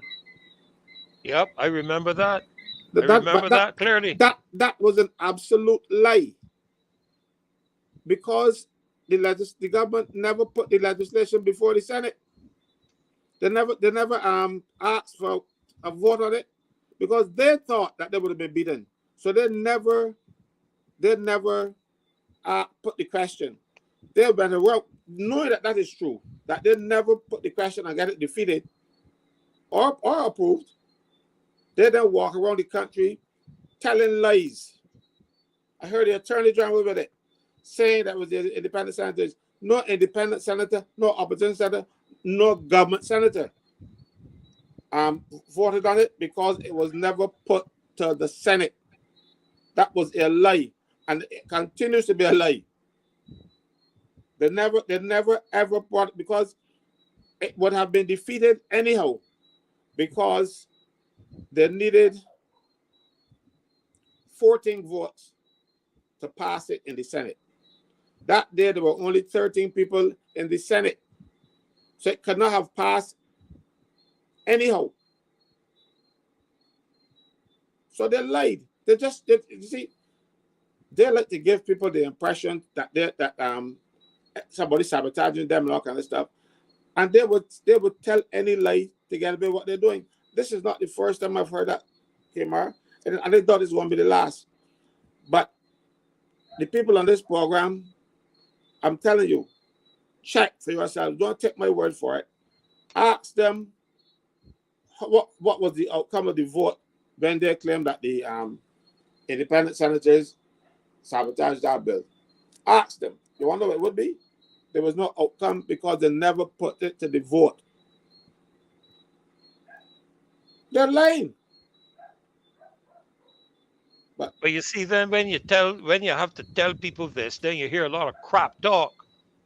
You hear a lot of foolishness. I hear a lot of foolishness come off that platform yesterday with the unveiling of that thing. I don't even know what to call it, because what I see there is a promotion of whatever you think family is supposed to be. It can be faceless, baseless, nothing at all. It can be anything you want family to be. Didn't even have the intestinal fortitude. You could put an image of Errol Barra in Independence Square, an image of Grantley Adams in front of the buildings on Bay Street, in front of government headquarters. You can't put a face, a male and female and child face on a statue so that people know what a family is in this country. So don't come to me with no stupid talk. Well, don't come to me with that foolishness. Well, you see, Greystone has a constituency which houses the Parliament of Barbados, a parliamentary system which was adopted from the British. That was Hero Square, and they had Nelson in it. When the conversation first came up about Nelson, the government refused to move Nelson. I think the Prime Minister, if his memory serves me correctly, she actually defended the move not to move Nelson. Right? So it was a funny issue. No, he's gone. We don't even know where he's gone. If he's been sold, if he's been dumped in the river, if he's been put in the museum. Supposed to be somewhere out on the pier on the other side of the Caribbean. It's supposed to be somewhere up there, I think. They're supposed to have moved it up there. Well, I don't know. But the building and the monument, I understand the cost was around $3 million. Gotta be joking, man. and the person who got the contract to build the monument is a person who has deep ties to the Barbados Labour Party. Right? So these are things that we should be concerned about. So with the monument, I ain't too think about how it looks. You know, the fact I of ain't the too matter think, is, I ain't too think with how it looks either. But all I will tell you is that what I see is either a strong resemblance with the Barbados Labour Party logo, or I see a baseless family, whatever it is. You go ahead. But okay, Freddie, No, let Kimar finish. Let Kimar finish. but no, let Caswell get his point. Okay, go ahead, Yeah, Kaz. no, no, Kimara, you said it was. I was asking you. You said $3 million. That I think Yeah, cost. yes, $3 million. You know how many people in Barbados that could feed? mm. You know how many people we have houses want fixing since Thomas and all them other little things that pass on the storms and that pass on the place, and you And can find and $3 million. Caswell, you have some physically challenged, physically disabled people being put out of their homes because the government ain't pay the rent. That was sent to me a few days ago, asking for help. And they Yeah, can find Adrian, I can and they, jump in. If you don't like me jumping in, Adrian, there's a problem, but I can and jump they in. and they can find $3 million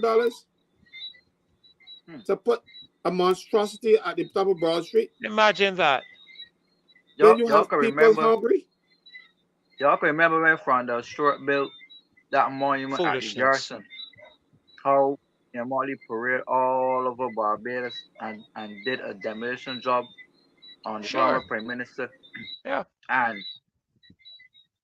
to be honest, the monument carries greater historical worth and greater historical Shooters. value, and is a great addition to the aesthetics of the garrison. I don't think it costs. I don't even think when you look at the cost and the worth, let me get real. It was a trident of Barbados put at the garrison Savannah, where we had independence, national independence. Right now, two things like that.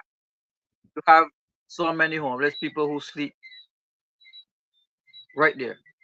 You had people who are served, the homeless who are served dinner and breakfast right near Hero Square every day, and you spent $3 million to build something like that, and you would even look at the same homeless people who congregate around there, No, right? these people too sick. There's a lady who sells fish in the market. Can't remember her name though, it slips me. But I believe she spent half of the money she selling fish on feeding those people, you know. Sharon Bellamy. Yes, that's the name.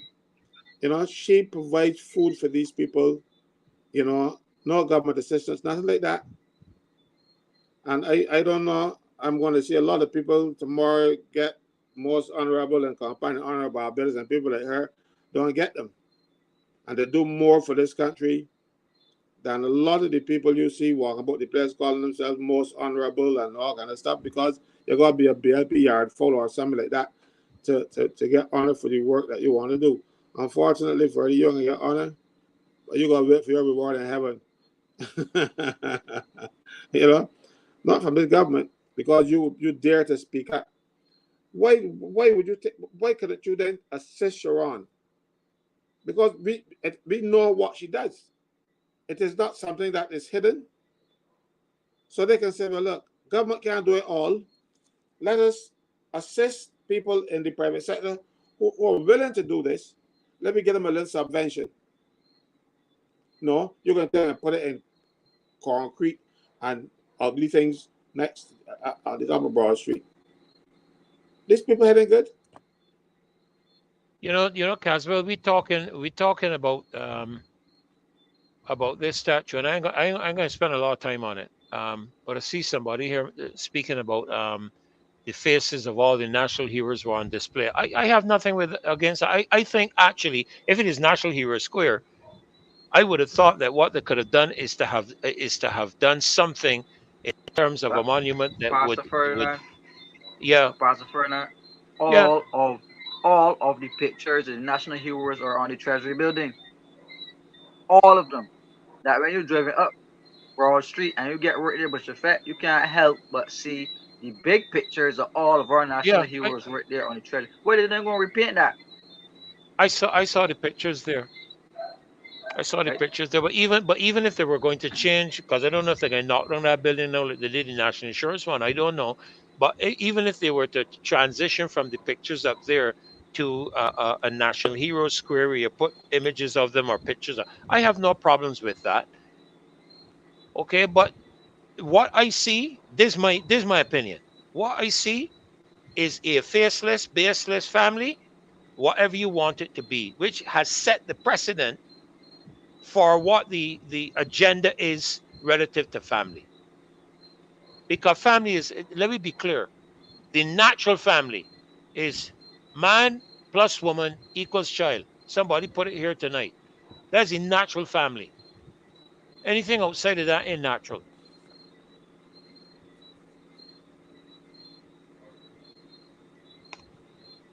We are perverting everything in this country, and Barbados are standing up and saying no and taking it. How much more abuse will the people of this country sit down and allow? Anywhere else, this government would have been gone. You saw what happened. It was Paris or Italy. It remind me. You You mean saw what happened. you mean with the pension arrangements?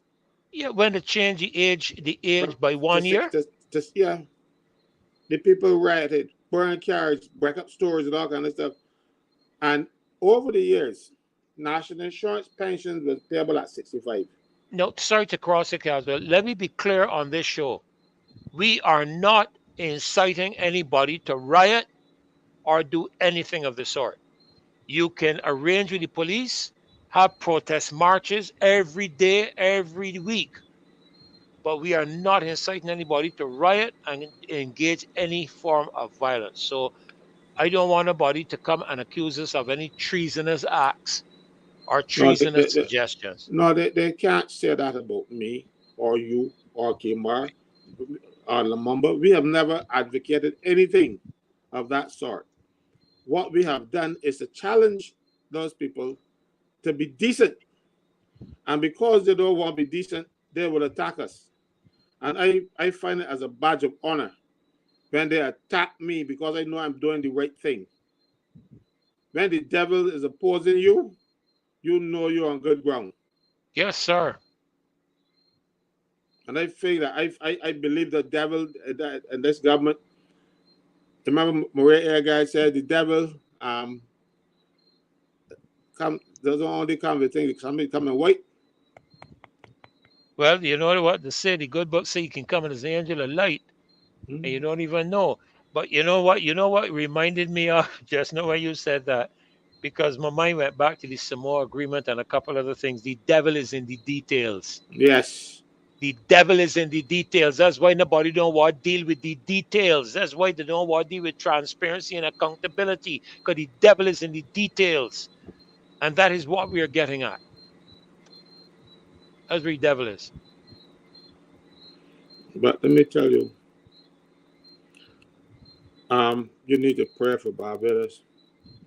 You need all the prayers that we need all the prayers that we can get, because we have this isn't This just ain't a natural. local No, this is not just no, this is not a local phenomenon.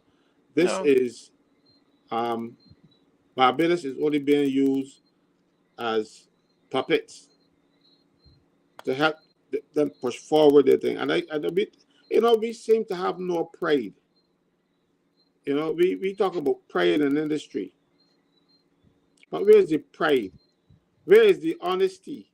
When you will come and do things like this and don't tell anybody, you want to sneak things in us through the back door, gay rights thing through the back door, and don't want Bajans to say, I don't agree. Now, let me tell you something, see. Barbadians have always been people like that in our society. We never did anything to them. We accepted them as for who they are. But we are not asking the government to promote it. Or we have never promoted it. If a fellow went that way, that's his business.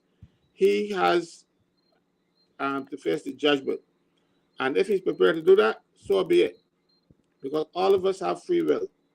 But the government of the people should be stressing the values of the people, not stressing the values of the international community.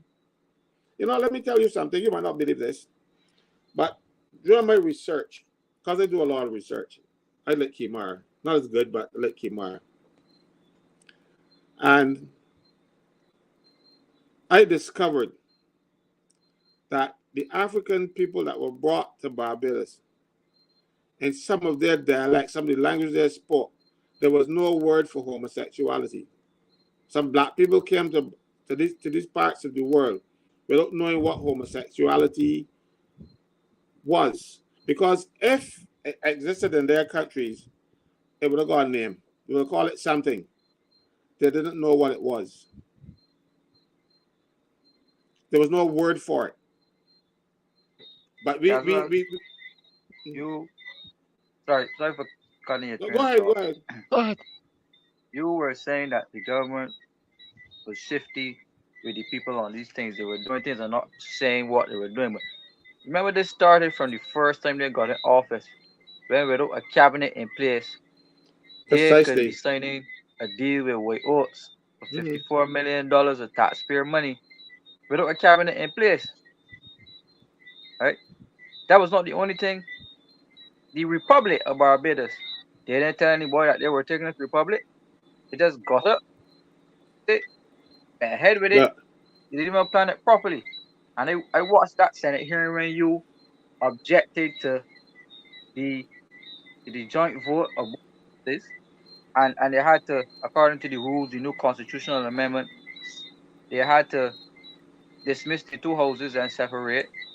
And I got already legislation, and I saw what they did in terms of the constitutional amendment and in terms of setting up the republic, and they deceived the people of this country, and they did not give us a chance to participate in the construction of this new republic. They just rush it, man, heavy. I well remember, you know, and I'll tell you something. This is just a joke, Freddie, but this became famous. This became famous as a result. They deceive everybody, and unfortunately, see. But let me tell you something. The independent senators voted for it, but they didn't vote because they agreed. They voted because the person who appointed them would become the president, and they didn't want it to seem as though they were voting against the Governor General, who's now president. So they went along. But it was not because they agreed with what the government was doing. They voted. You know, I think, you know, that they didn't want to make it, because it's a great honor to be the first president of Barbados. You know, it's a great honor to be president, first, 10th, 11th, 19th, but the first has a particular significance. And they went ahead with that nonsense. They didn't tell people, just the day or so before, they said Rihanna is supposed to be a national hero. Nobody knew that, not even Rihanna, when it was announced. And I heard that from somebody in the cabinet, that the cabinet never knew. So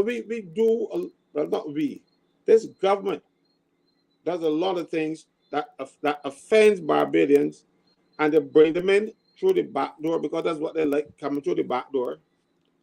And we then have to accept it. And if you don't accept it, you're treasonous. But I don't have a treasonous bone in my body. I check. Not one. What they are doing could come up to that, because what they have done They have betrayed the vote, not the vote of the people, and they have betrayed their oath. They're supposed to act in the best interest of Barbados. What they are doing is not in the best interest of this country. It might be the best interest of a bunch of international perverts. Yes, sorry, come on. But Caswell, today, in today's newspaper alone, there is a notice from the Electoral and Boundaries Commission, a first public notice, in accordance with the Barbados Identity Management Act 2021, to delete names from the National Register, right? In accordance with that act. If you recall, they put out that the headline for the digital identification is January 2024, right? And they're saying that they're deleting names in accordance with this act. Now, the rules of how you become a citizen of this new republic is when you accept the digital ID, right? So if you do not accept the digital ID, you are not a citizen of the Republic of Barbados and you become stateless. No, that is what I call treason. Yeah, and that is what they call nastiness, simply because you become a citizen of Barbados, firstly, primary, and is haven't been born in Barbados. The only time people are born in Barbados and are not citizens of Barbados is if their mother or father are representatives, diplomatic representatives of another country. If you are an American citizen and you have a child in Barbados and you're the ambassador or the ambassador's wife or whatever, that child is not a citizen of Barbados. It is an American citizen and deemed to be born in the United States. That is the only time a person born in Barbados, according to our Constitution. So this stupid act can't stop me from being a citizen, you know. But they would try to trick people and all kinds of stuff. They say you can't get a national identity credential, you can't get an ID card, you can't go anywhere you need ID card, and that is dangerous because you need ID cards if you go into the public health system. I went to get some blood taken. I like talking about this. I went to get some blood taken at the hospital, and the fella said to me, he says, I can't, what are you doing? You okay? How snow? And then he said, can I see your ID? Of course he knew who I was, even you Snow. Snow's the dog. And yet still, they want ID card. All right? An ID card is supposed to identify you to people who don't know you. But the man called me Caswell. And he asked me for my dog. So he got to know about me. But no, you must have that ID to show, because right now, if you don't have that ID, you can't access services. Caswell, can I ask a question? Please. What's the validity of this? That passport. What is the validity of this compared to the Barbados ID? It should be more valid because I can tell you something. That is a document that this country is saying to the world that you are, Ferdinand Nichols, a citizen of Barbados. And if you come to that country, somebody's country, let them in, because we are certifying that this is who you say you are, or who this document supports you to be. And you can tell me now that if they're going to say that I can use it to travel to France, Egypt, Morocco, Timbuktu, but I can't use it in Barbados? Is there anything in our constitution or in our legislation anywhere in the country that says I cannot use this as a form of identification in Barbados? But it is the best ID. It is the best ID. And there's something I need to tell you though. We have some silly people, when you produce a passport, they will tell you, oh, it expired. A passport is never expired for identification purposes. It's expired to travel to another country. But even if you are outside of Barbados and you have a Barbados passport, you can travel to Barbados on it. So it isn't even expired for traveling to Barbados. But all of a sudden, we have a lot of experts. People don't know what they're talking about until, the passport invalid, so you can use ID. Let's say, okay, today is the 29th of November. Passport expires on the 30th. You took that passport, you just identify yourself. Friday morning, you come with passport and say, oh, that you no more. That is, so you can see how ludicrous it is. 2 days later, the body and you. All the passport does is to identify you to somebody else. And you can use it to get to another country. No, if it is expired, you cannot use it to travel to the next country. But it is never. I was an immigration officer. It is never. I remember as an immigration officer working at the airport, and people come from England with some of those old pre-1966 passports. And when I look at the passport, the body looked close enough to them, I had to let them in because they were born here. And I'm talking about, I was an immigration officer from the 2nd of January 1980. These people left Barbados before independence, but their passports that were valid for 10 years to travel outside of Barbados was still valid to come back home, even in 1881. You know, the reason I'm holding it up so long is because I want people to understand. Because I see a comment here by Colin. The Identification Act doesn't determine who is a citizen. The Constitution. There's no such thing as an Identification Act. We don't have one of those. But we got a Constitution and an Immigration Act. Yeah, we have a Constitution that determines who is a citizen of Barbados, and there is a Barbados Citizenship Act. Because I want somebody to tell me when I go to open a bank account, when I go to do business, when I go to transact any services in this country, I want somebody to tell me I can't use this document as a means of identification. Because the day somebody tells me that, they're going to have to explain to me how they are going to remove the most, what should I say? You can tell me, the most authentic form of ID anywhere on the planet for a Barbadian. I replace it with an ID card. I want somebody to tell me that. Well, Pastor Ferdinand, the passports you have now will become e-passports or digital passports.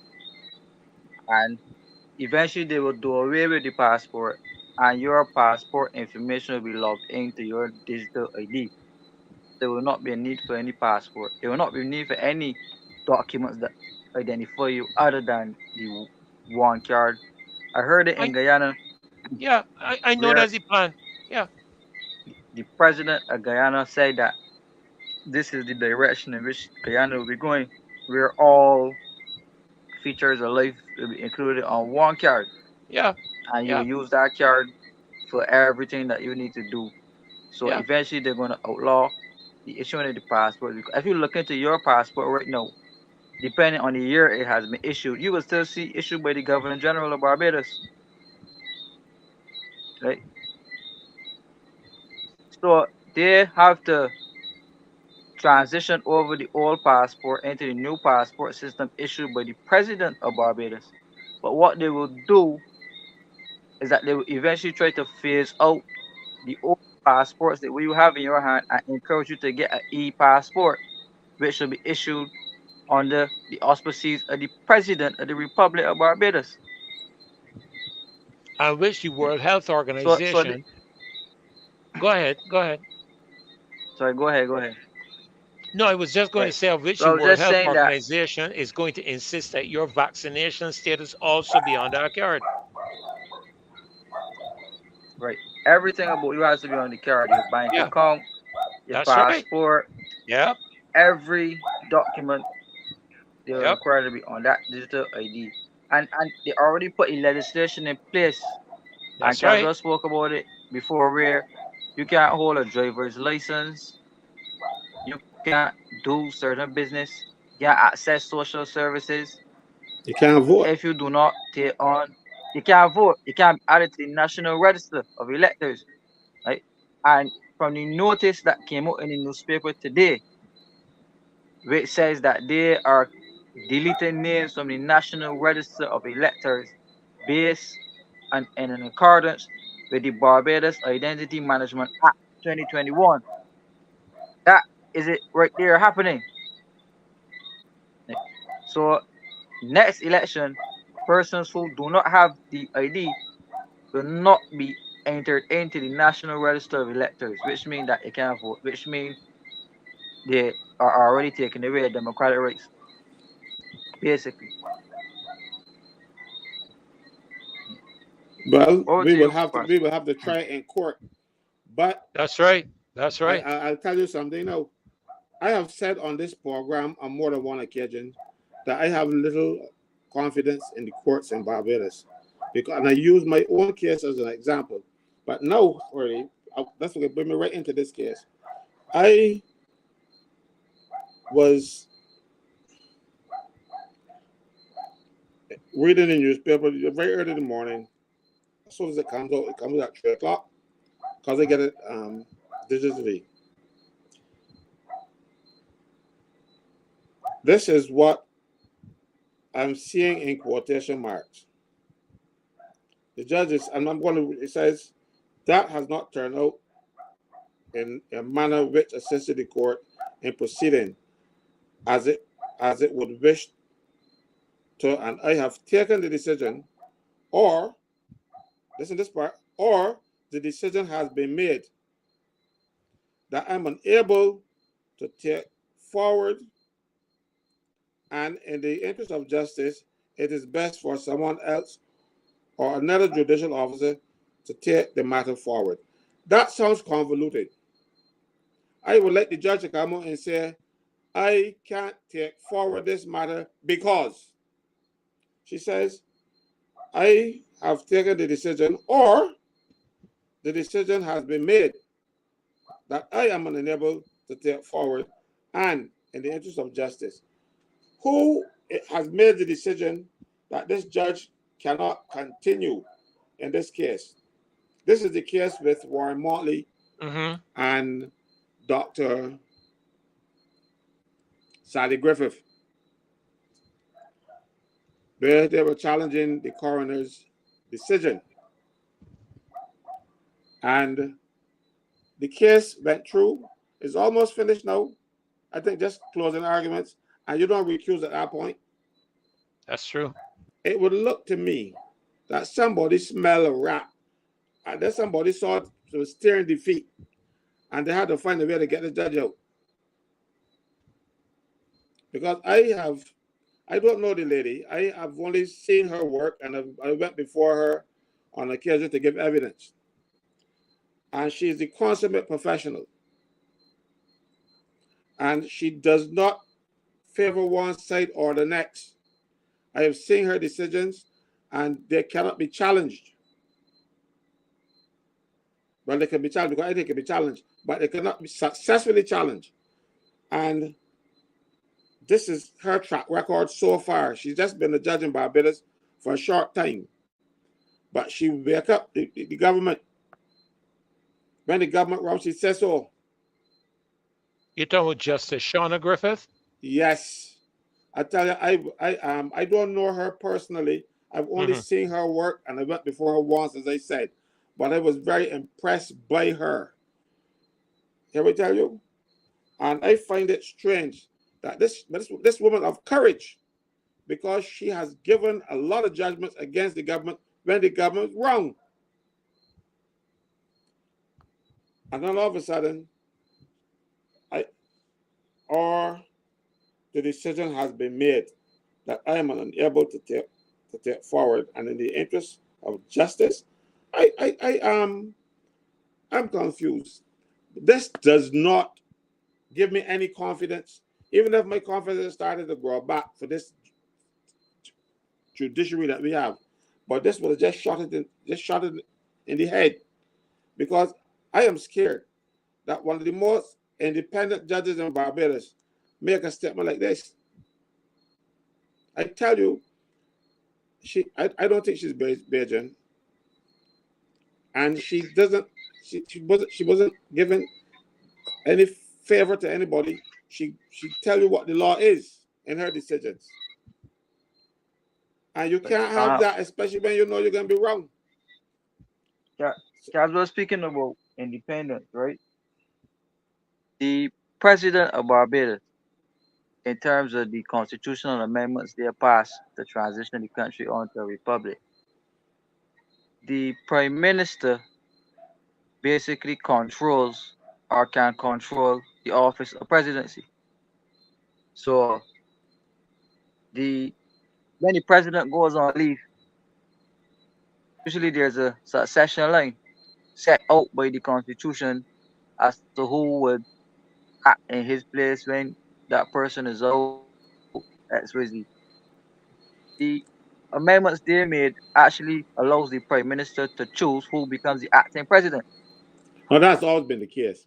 Right? If the prime minister doesn't choose an acting governor general or acting president, then the things that you say in the constitution will kick in down to where if nobody else, even the chief justice would act as governor general or president or whatever. But in this case, the prime minister chooses somebody, and I am saying to you that she's been choosing the reverend or the dean of St. Michael's Cathedral to act as the president, and I think something is wrong with that. I can't put my finger on it right now, but it smells, fishy. I don't know if it was a little reward since you didn't become bishop or whatever, so to make you feel good and say, oh, you ain't got bishop, but we can make you act as president or something. I don't know what it is, but that don't look right, because this is a man who should be in his pulpit preaching the word of God, and when the government has a problem and he identifies it, he should get up and speak to it. It can be a bit difficult for the acting president to speak out, and then probably going to act again. So I don't know. I don't understand. I don't know if he would ever speak out because I don't know his politics. But it smells funny. It might not be completely stink, but it smells tainted, Yeah. Well, I guess we'll find out at some point. As I was saying, though, the office of presidency, usually when you appoint a president for first, the minimum years you get between 8-10 years, which is a reasonable amount to allow a sitting president to be in a position for the first. What the government did was to shorten that tenure to 4 years. That a president only can sit, according to this new constitutional amendment, for 4 years.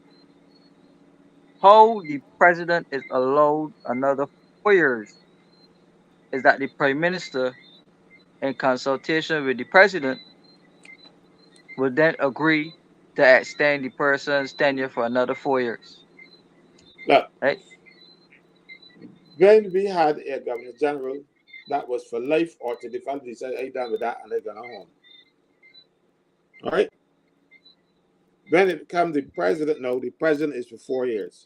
But when you put it in 4 years and you make sure that it happens during the session of Parliament, right now, her 4 years will finish before the term, this government's term in office finishes.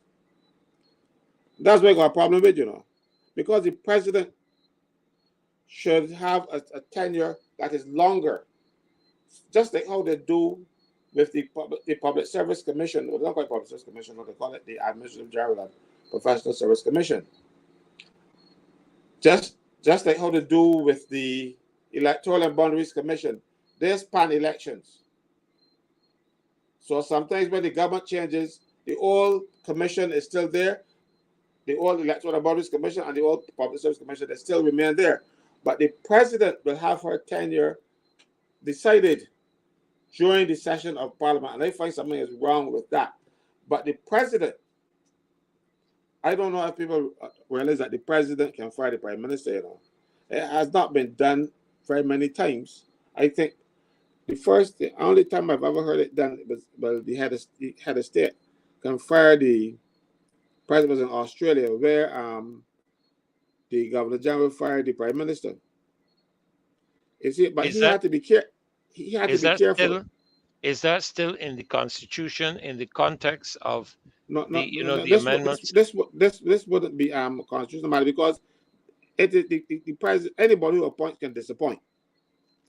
So the president conferred the Prime Minister, and it's easier for her now.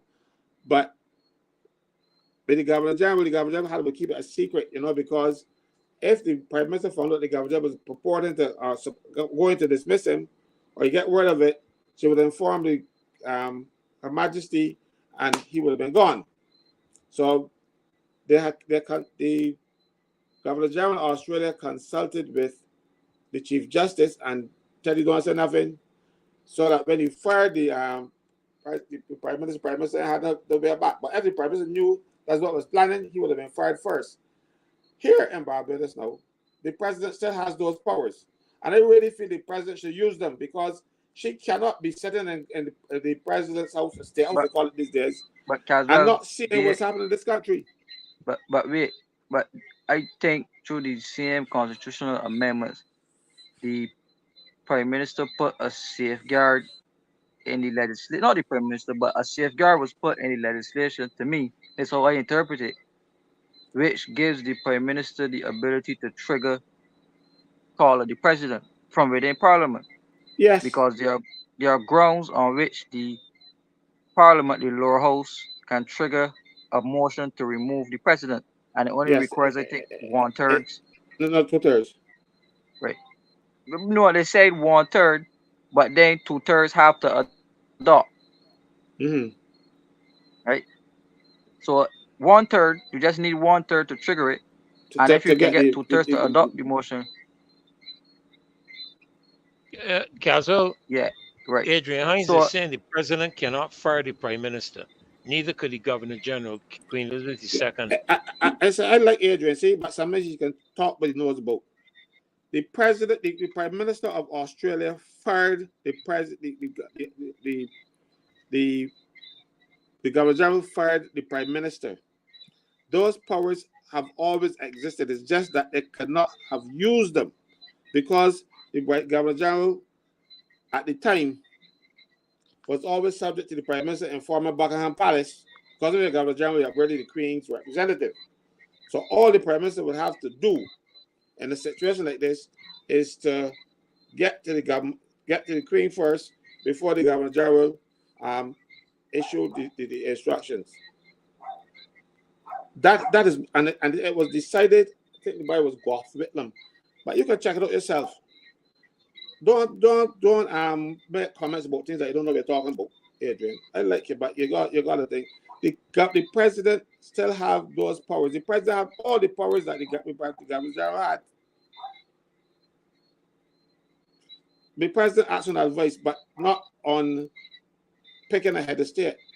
The president and their determination to decide who is the person best suited to lead the country.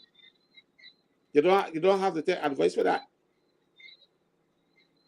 You take advice from ministers when they are ministers. There's no minister that can tell you not to terminate the president, the government, if the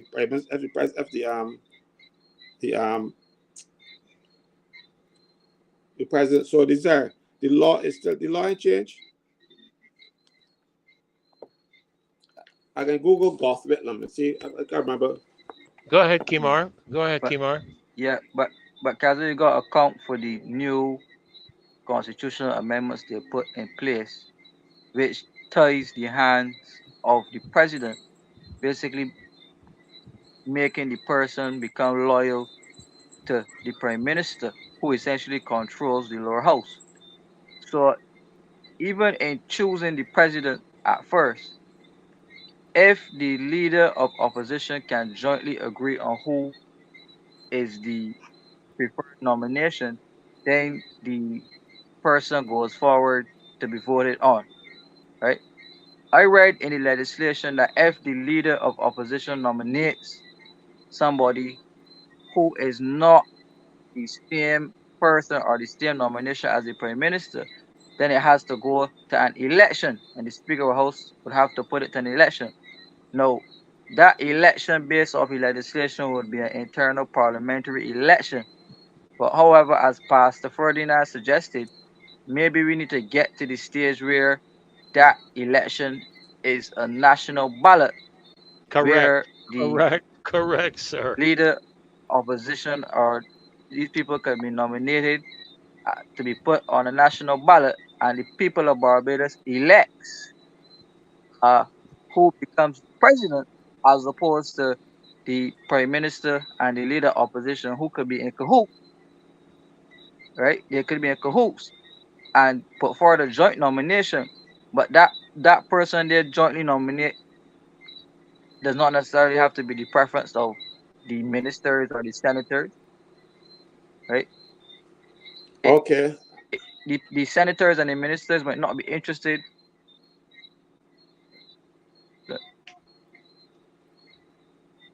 Go ahead, Kazma. Adrian Edward Gough Whitlam was the 21st Prime Minister of Australia, serving from 1972 to 75. He held office as leader of the Australian Labour Party, ALP, of which he was the longest serving.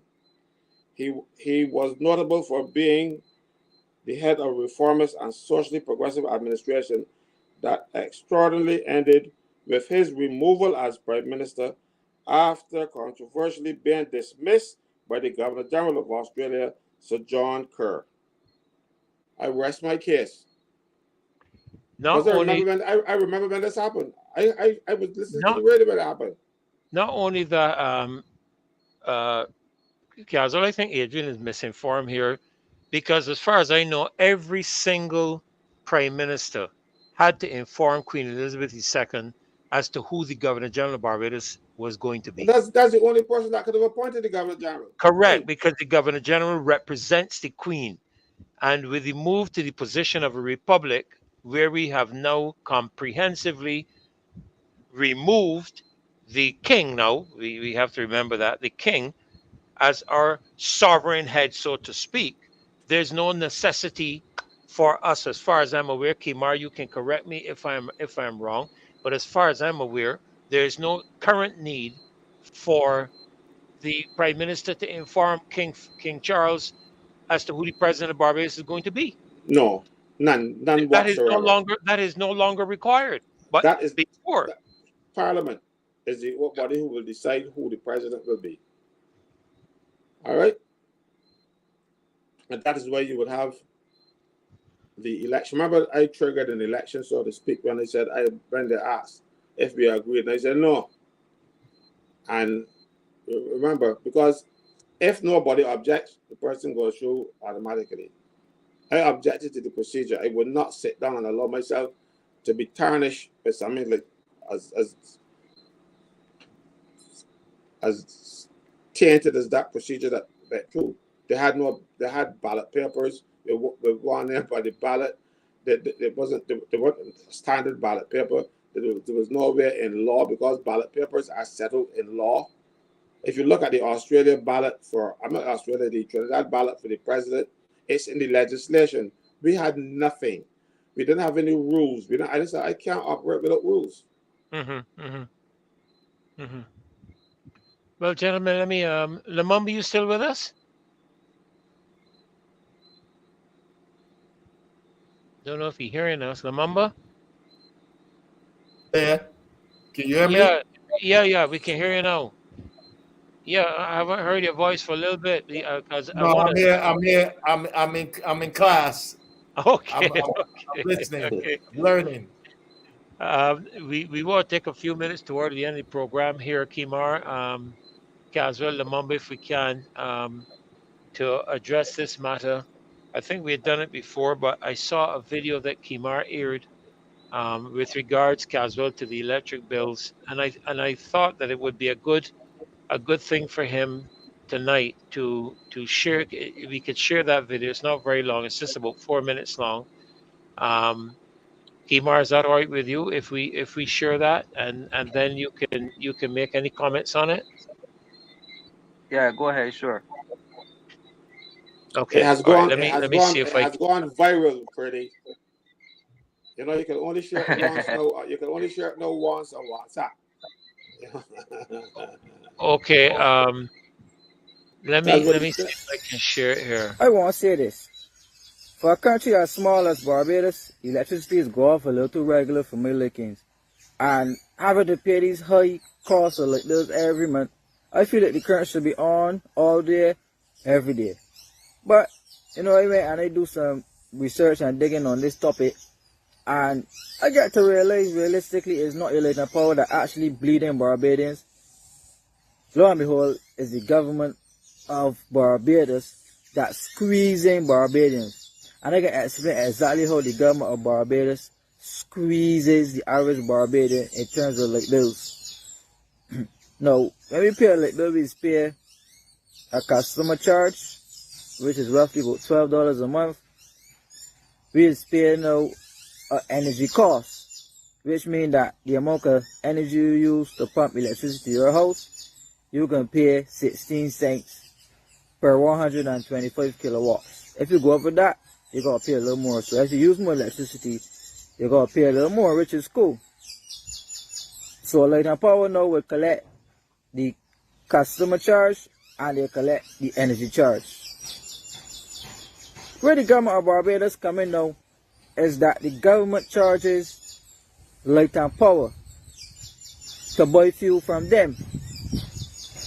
So the rate that the government sets, they then pass it down to Light and Power, and then Light and Power passes it on to the people of Barbados to pay that fuel price to recoup the cost that the government charged them. So last month and things like that before, I realized that the light bills are real high. When I check it out, the fuel adjustment clause was upwards of like 44 cents. Traditionally, this thing has been around like 30 something cents, and like anything between 30 to 35 cents on average. But this thing upwards to 40 something cents for the month. And the reason why light bills coming out late this month is that the government has not sent down the fuel adjustment for the price for the month of November as yet. And I can bet you that the fuel adjustment clause in Barbados is going to be fairly high, because the people in the country will use more electricity onto November into December. So the government stands to benefit from that. The government, on top of the fuel adjustment clause, collects 2 VATs, 7.5% VAT, and that is for the first 250 kilowatts of usage. And if you go over that, you then got to pay 17.5% in VAT. So that's the government collecting 2 VATs on top of collecting the fuel adjustment clause. So you see exactly how the government is leeching off of Light and Power and sucking VAT and fuel costs out of the people of Barbados and jacking up the price of electricity in the country. So you pay more money in fuel and you pay more money in VAT combined than you actually pay for a light bill. And that's wrong. So if it is that your light bill, as seen in this picture, is around $94, you see how much money you got to pay out to the government? Light and Power only collecting about $32 out of that money. And the government of Barbados collecting around $62.45 if your light bill is $94. So you seeing the difference? That Light and Power collecting $32 and the government of Barbados collecting $62 on a light bill. But then you're paying for light, you're paying for fuel, and you're paying it in VAT. So the government needs to fix that. The government needs to lower this fuel adjustment clause so that the bills in Barbados could be lower, because this is wrong. The current always off and these bills keep going up. And y'all giving us the impression that it's Light and Power that doing this, when it's the government of Barbados that actually overcharging the people of this country using Light and Power to pay all of the money in fuel and VAT. Don't need to fix that. Go get tired of this thing. care off all time. I got things to do. Fix this, government. Fix it. Kimar, Yes, sir. you know that the fuel charge, but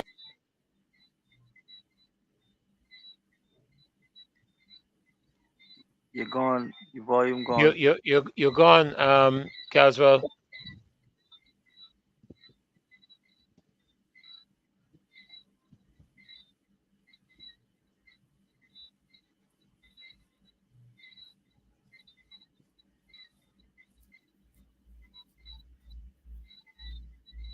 Right. I think he's gone out to come back.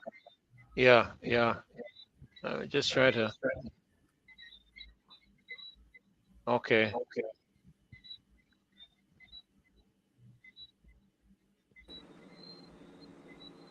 you hear me now? Yeah. Good and clear Okay. now.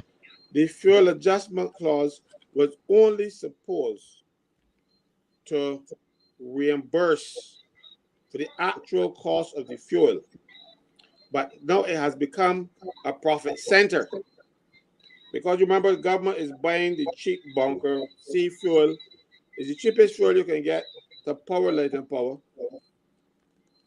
and then they are charging them at a premium rate because, mind you, the fuel rates, the oil, the price of fuel has been coming down. Every so often we get a little peak of thing, but ours have never significantly come down to any extent. What the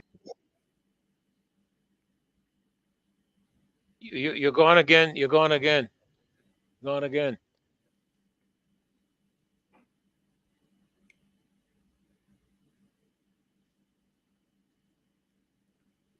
Kimar, you want to answer that? You want to answer that question there on the screen?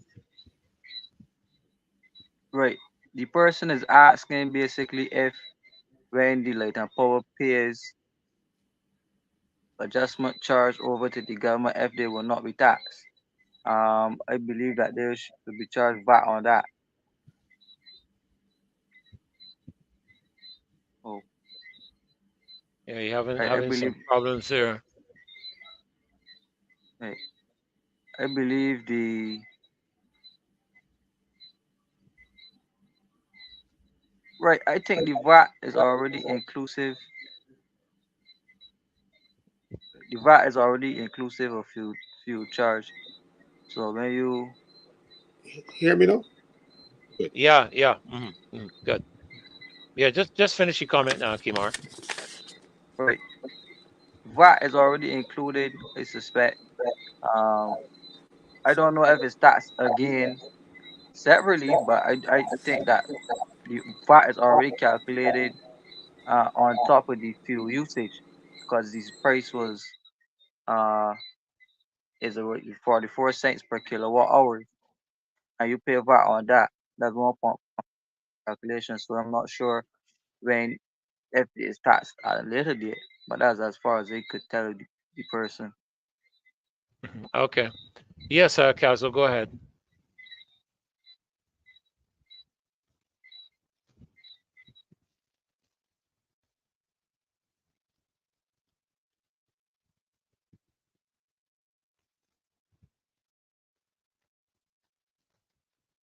Don't know what happened because when he comes back in, he's good and sound and loud, but then he goes off. Don't think there's anything we're doing on this, and I hope not, because I'm Do you hearing have you well. And You hear me now? yeah, we're hearing yeah? you again. I don't know what happened that you keep dropping out and coming in. I don't know. Man, I think we can sabotage. Don't worry. I might be a conspiracy theorist, but a lot of my conspiracies end up being true. I I think tell you. somebody tried to just stop the show from going on, to keep us from being treasonous. Oh boy. Yeah, go Yeah, ahead. You were making a you know. point. So, this fuel is the cheapest fuel, and you are charging premium to Light and Power for it, because Light and Power don't actually import the fuel themselves. It comes from the Barbados National Oil Terminal, or what we call it these days, and that's owned by government. Government is making a killing, and they should not be doing so, because Light and Power is providing a service. If the power goes up, the cost of power goes up, everything else goes up as a result. So you must try to keep power down as much as possible. Not for government to try to balance their books by ripping off the people of this country. They do it all the time. They did it with the water when they put a $45 tax on people who were paying $32 in water. They do it all the time. I'm now looking at my light bill since Key Martin just opened it. They said they got arrears, but I ain't got none. They got my bill to prove that I paid, but we will see. And we got to. Some people somebody got to stand up. We can't say that we want McLean and but we ain't got no McLean no more. We got to stand for ourselves. Barbados got to stand up and start looking for people to stand up for them. Or if somebody stand up for you, then what you need to do is, when they ask you to join them, join them. I was disappointed with the level of turnout on the marches. We had 300 people at one stage. That's the highest we had. And the issues that we were marching about affected every Barbadian. And we should have seen more. But that ain't going to stop me, because we can be coming again, Yeah, well, I keep remembering the proverbial spot of dust that clouds form around, and the little pebble that starts that with that big snowball that rolls down the hills again. Mm-hmm. It don't start with a big snowball. It don't start with a big cloud. I learned from geography years ago that clouds form around a little speck of dust. So, and then the good book talks about not despising small beginnings, because sometimes, Caswell, you got to cut down the 32,000 to 300. I know. Sometimes the 300 is better to deal with than the 32,000. So don't worry with the small beginnings. Yeah, Kimar, you want add anything else to what you Yeah. shared there in the video? Yeah. Yeah. I want again expand upon it a bit, but Caswell said something there that was very interesting, and this is one of the policies I disagree with from the last administration at the time when they would have put the National Alternative of Company Limited up for sale. Right? That would have given Sol a monopoly on the importation of fuel in the country, and Robust Gas actually filed an injunction in court to block the sale of the oil terminal, citing unfair competition. So if we did hand over the national oil terminal to private hands, then the fuel adjustment clause would not be going to government per se, but it would have been going to the private sector. And we have to pay attention now, because this issue of fuel and renewable energy has been a big talk in the government or in and around the government. But we see that the government is very reluctant, very, very, very reluctant to implement the renewable energy initiatives like the solar farms, like wind energy and geothermal energy. They're very reluctant to do these things because you see how the government benefits very, very, very lucratively in terms of sucking on the people, in terms of the fuel. Government is the spending so much money per year in foreign exchange, importing fuel in Barbados. Right? However, by the time the fuel reaches us through usage in terms of light and water and gas, right? They hit us so heavy in terms of taxing us at the gas pump on top of already expensive and low quality gas, because the gas when you put it in the tank it don't last, right? But the price of it is so expensive, some of the most expensive in the Caribbean, right? And then on top of it, the government is putting taxes on it. So from every angle that you use fuel, the government of Barbados is taxing you so heavy. So you can see strategically why they would not pursue the renewable energy initiative, because it actually takes so much tax revenue out of the government's hands, and they will not do it because they will not trade off that level of cash flow to be locked in a system where they can't use and manipulate the funding as they wish. There's something I want to draw to your attention. Well, Kimara, you were talking about the like things. I got two pieces of thing from the Light and Power in my mailbox this morning. I saw them, so I picked them out. I didn't open them. I just put them on the table and I left them there. So when you were talking about the thing, these people robbing me all the time, even with the fuel adjustment charge and everything else. When I go to pay my bill, I ask how much it is and they tell me and I pay all. Now I get this document that says credit note issued on the 17th of November. Having paid my light bill earlier, they're now telling me that they owe me $171. These people, I can't get back my money now. They owe me $171. They overcharged me by $171. And they give me a credit note for $171.54. My bill now is minus $171.54. Something is wrong with that. And this is not the first time that's happened. It's happened to me several times where I get a whole bunch of things. I didn't pay a light bill for a few months because they had overcharged me so much that when it turned out then that I get a whole set of credit notes. And look, for 3 months I didn't pay, or 4 months I didn't pay a light bill because I had paid those bills over and over and over. And I only pay what they put in the system. You know, I don't go there and say, look, in case I don't have money next month, you hold this. No, I pay what I have to send the bill. But as you see there, you are paying more than one component in the total bill. So you have to see if it is the fuel charge that they're giving you the rebate on.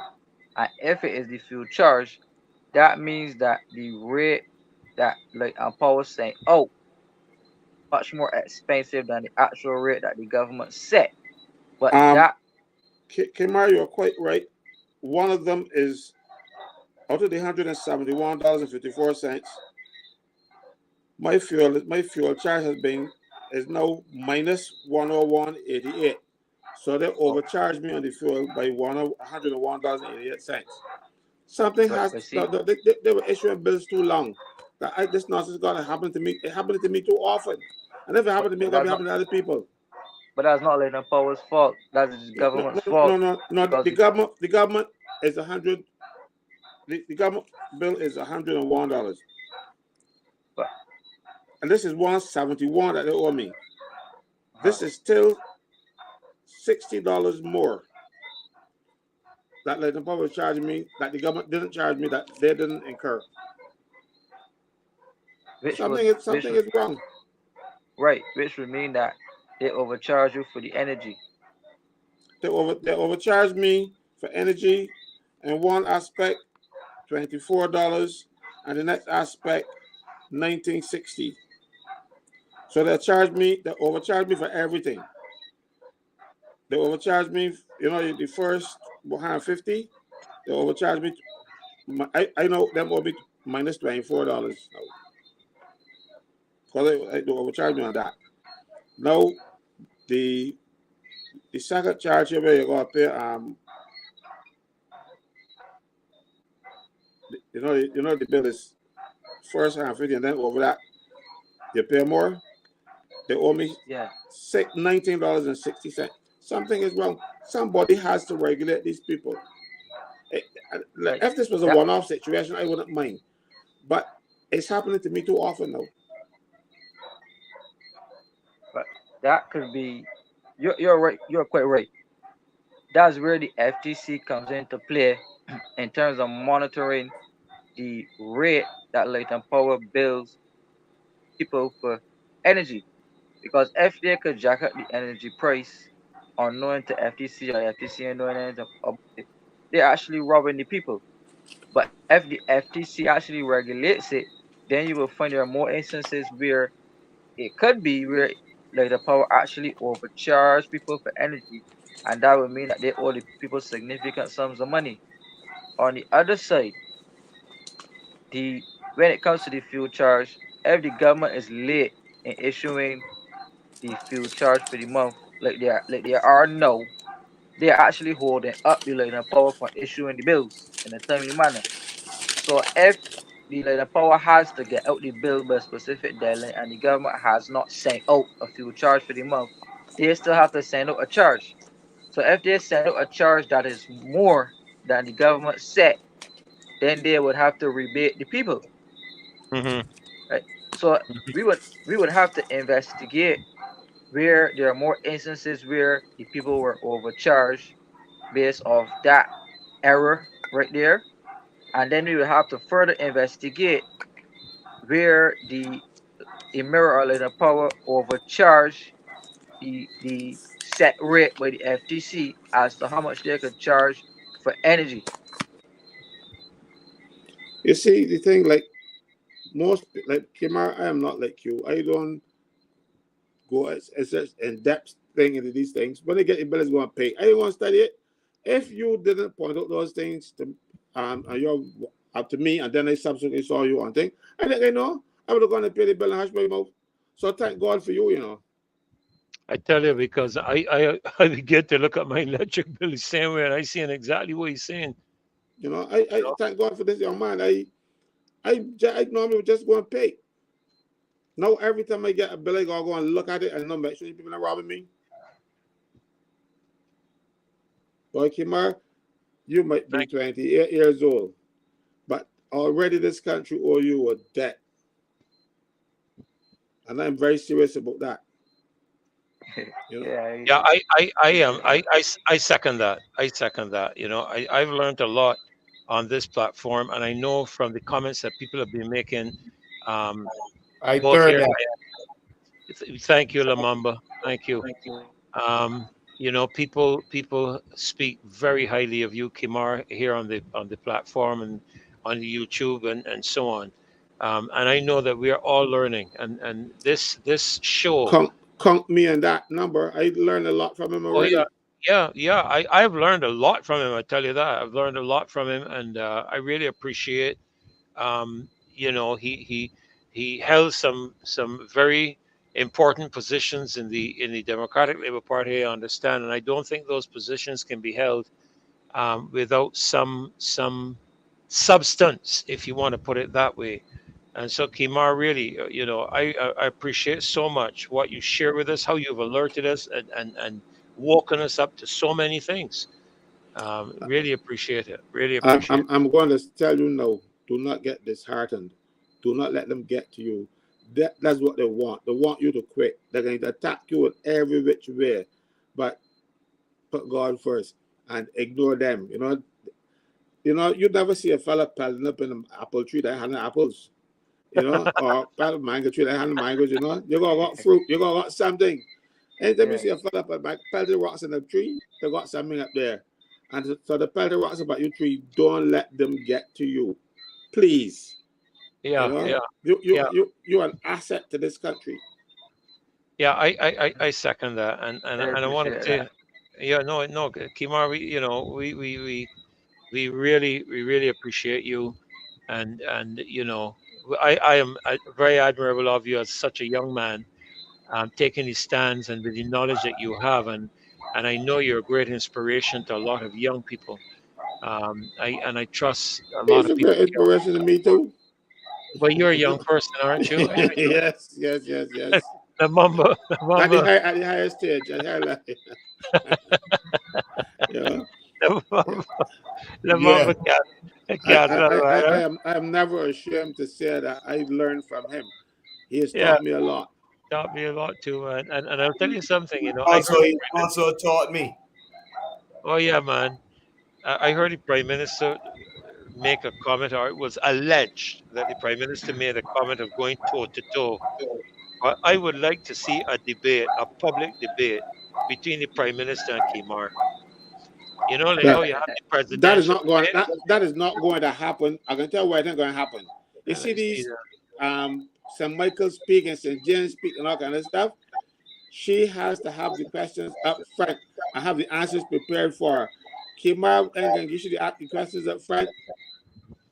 This nonsense that you see going on and she parading up there are staged.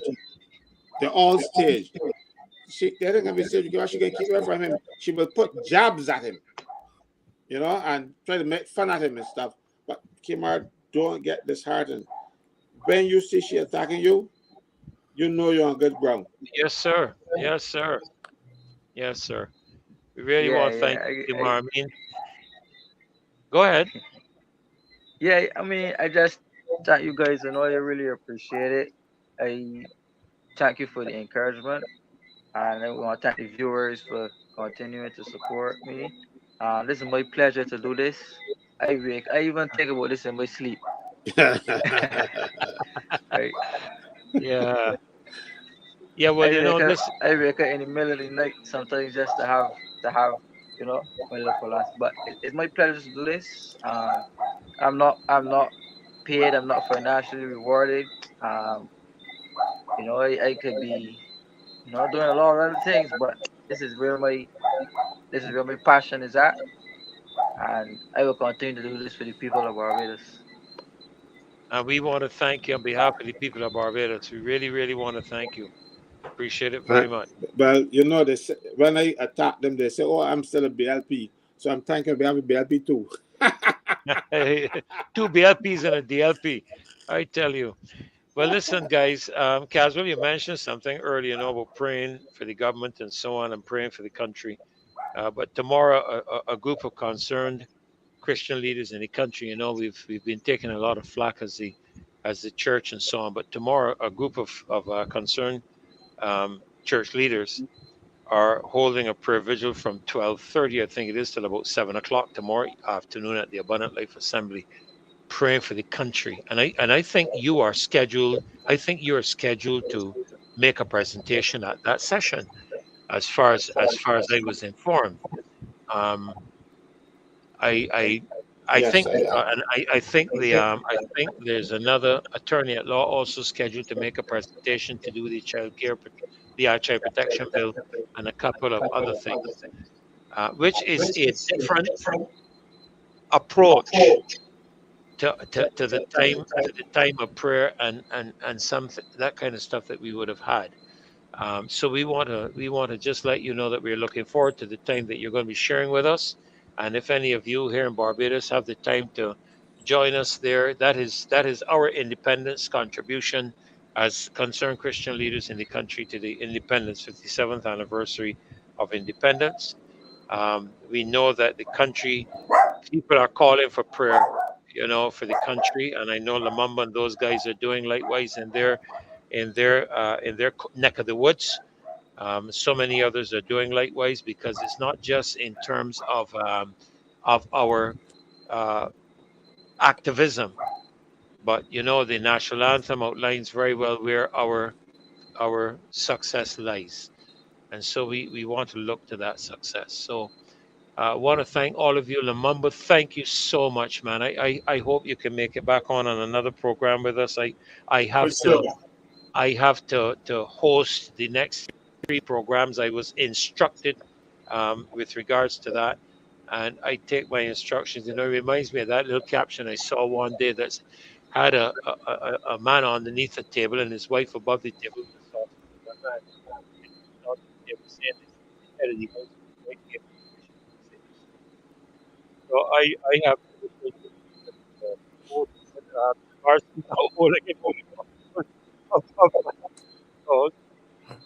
You I you blurring out. You blurring out. Uh, for now you blurring out. We could barely I hear you. couldn't hear you just now. really, let me see. Let me see. You were Hear telling you us now. the time your wife beat you or something. I think That's what I'm saying. I cannot hear very well. No, I was saying I saw a caption. You hear me okay now? I hear you now, Yeah. yes. Yeah. I saw a caption some years ago with a fellow on that table with his wife above with a big saucepan in her hand, and he was saying he's the head of the house and his wife has given him permission to say so. So I have permission to host the next three shows, and I consider it a tremendous honor to share the platform with you, gentlemen, especially you, Kamar. It's a real honor to share it with such an intelligent, informed, articulate young man. And we thank you for all that you contribute to the show on behalf Hear, of hear. Marcia Caswell, the general, she calls you. We can always depend on you to pull forth those legislative aspects and so on. Lamamba, good to have you on. I think it's the first time I've seen you on the show. You may have been on before, but the first time I've seen you on, Yeah, I've been and on it's before. and it's a pleasure to have you on too. I don't know if you all will be able to join us all together again on Friday, the day after maybe election, day after independence. Kimar, we want to have another youth show. We want to have another a show where you bring in some of the youth with you. So I'm gonna put you on a good warning that you can select a couple of young people, and you'll know who to select. We trust you with that. Look forward, myself and Lamamba too, and Caswell. We look forward to sharing with you over the next couple of shows that Marcia is away for the time being. So we want to thank all of you that join us on the show every single time we are here. We are grateful to all of you. And if we start calling names, you might get upset because we might just miss some of you. But we thank you all. We got up to nearly 470 here on the live show tonight. We want to thank all of you. Somebody from Calgary, Alberta. Thank you, Tyrone. Happy Independence celebrations from Calgary, Alberta. We've seen somebody else from Ontario who was having difficulty picking up the audio. And of course, Adrian, we thank you too for your independence greetings as well. All of you from different parts of the world. The UK, saw some of you on from the UK as well. Thank you also very much for being a part of the show tonight and making it the success that it is. We wish Barbados a happy 57th Independence Day, and we look forward to sharing with you at the first day of the beginning of the 58th Independence Day for Independence Year for Barbados. So God bless all of you. Lamamba, my good Yeah. friend and brother, thank you for being on tonight. God bless you Thank you. Thank for you for being here inviting me. tonight. Oh, you're welcome anytime. If you can make it on again, we look forward to having you, Caswell, as usual. Thank you for being here, Kamar. Oh boy, and of course, Reverend Dr. Goodman, we want to thank him too for being for being on the show tonight. So God bless you. Thank myself. Huh? God bless you all. Have a great, great night tonight. Great celebration day tomorrow. Those of you that are in Barbados, happy 57th anniversary, independence anniversary to all Barbadians. God bless you. Good And night. we thank you for being here. Good night. Good night. Good night.